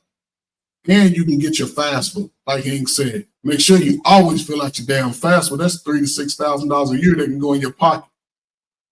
And you can still get scholarships on top of all that. So the military would afford you the life where you can go to college and make $10,000, $15,000 every 4 months, every semester, every quarter. So don't never disregard that. And by the time your ass 25, 26 and you ain't figured that shit out and you're a black man, those in power will start pushing you to the side. They will start finding ways to start messing up your life. You ain't got to worry about the women. You ain't got to worry about us. You better worry about them because they're going to start finding ways. That's when they're going to start pushing you into these prisons because they got to keep them filled up. And mothers, it's my last thing. If you have a boy and this motherfucker's growing to be 6'8" and he's 9 years old, and even though his father broke your heart and don't really want you, go talk to the father and see if you can make a deal with him and give him to the father because he needs him, right? He needs him. Because we keep talking about building stuff up, man. Yeah, these boys are already built. Just give them a chance, but it takes you to step back out of your own personal feelings and allow a righteous man, even if it's not the father, find somebody righteous. Ain't got to necessarily be nobody in the church because they might do a little funny stuff. But if that's in the community, pay them $20 a week to mentor your son. Invest in him, and guess what? Your son will put his life on you as he gets older. He won't blame you for everything that happened like we hear. It's always somebody's fault. So, my thing is, man, everybody gave some answers. Everybody gave some good. Go try all of it. See, come back and tell us how everything worked out. Because as long as you keep sitting on your ass, the world will pass you by. So that's my piece.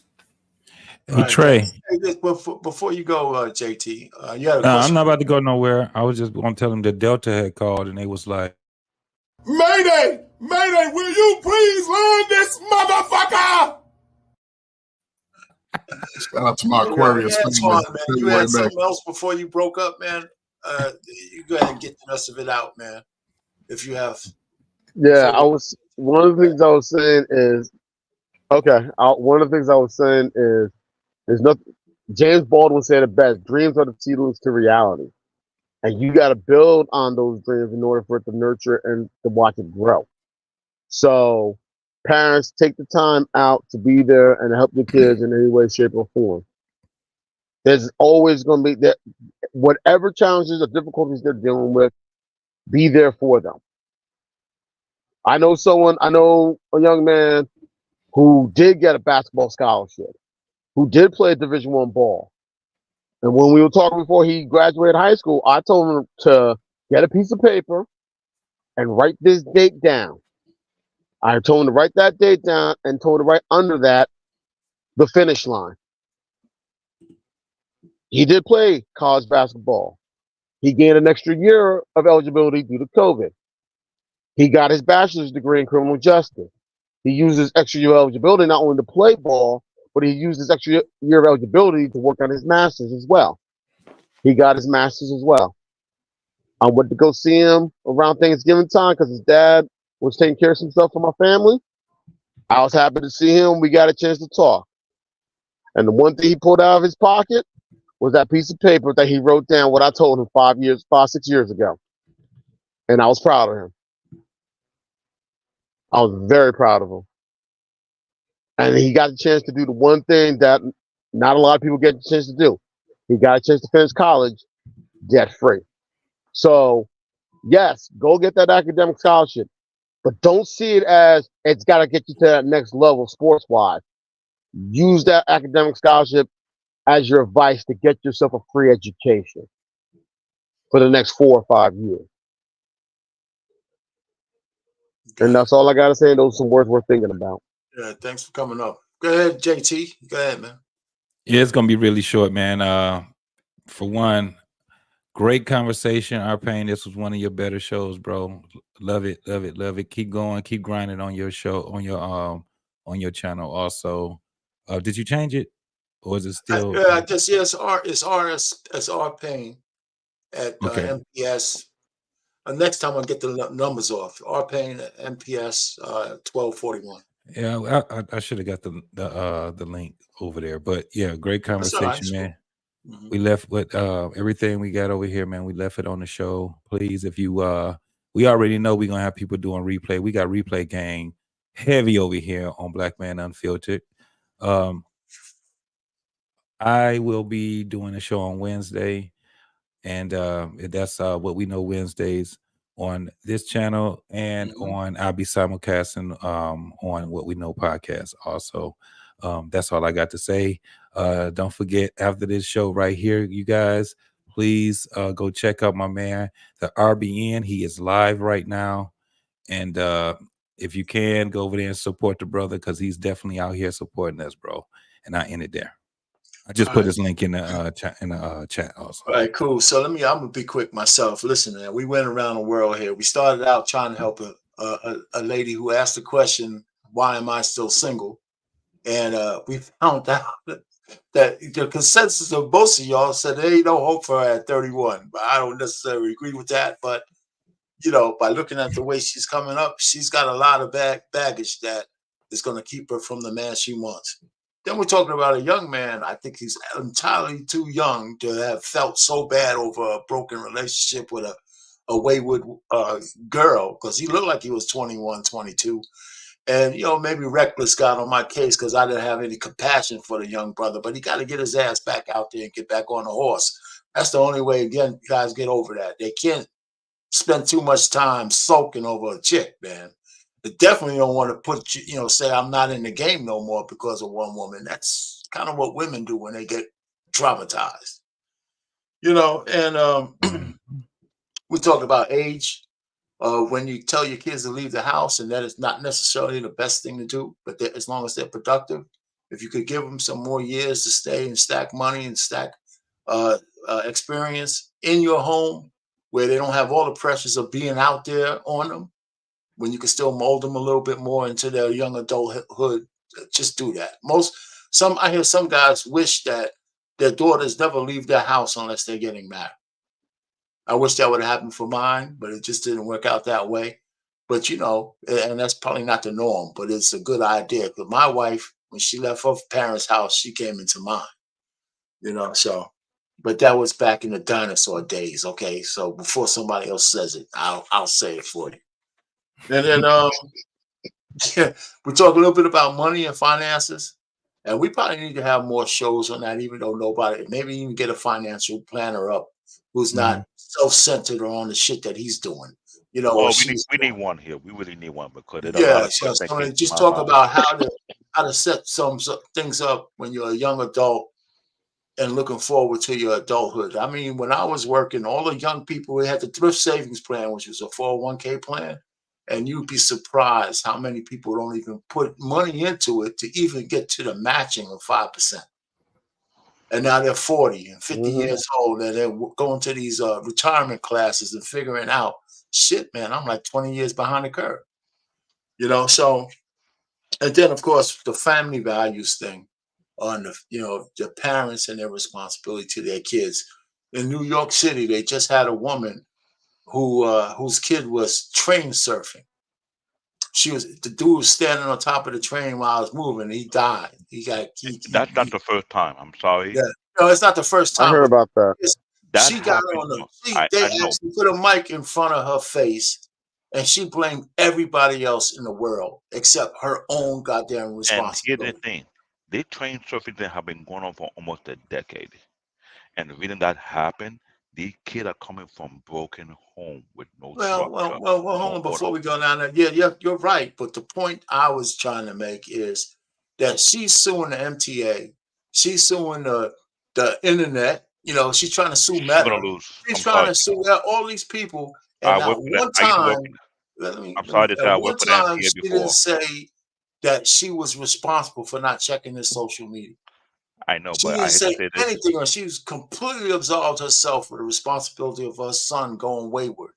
And let me And that's say the real problem. quickly. And there's no goddamn man in any of the pictures. I know, but let me tell you real quickly. I used to work for MTA. She's not gonna win. Well, I know she's not gonna win. They've been putting cameras in the subway to see every single moment out on that particular project. And what they were doing was to make sure stuff like that, if it happened, they got it on tape. And I promise you, it's not going to work. Let you Yeah, work in I know. MTA I know, and Fact David. I let you work in MTA how things operate.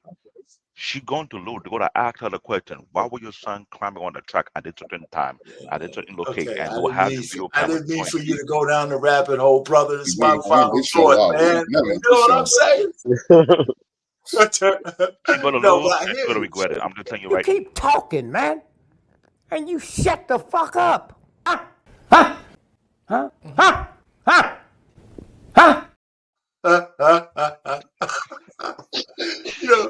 Listen, hey man, listen. I tell you what, I appreciate everybody come up on the panel.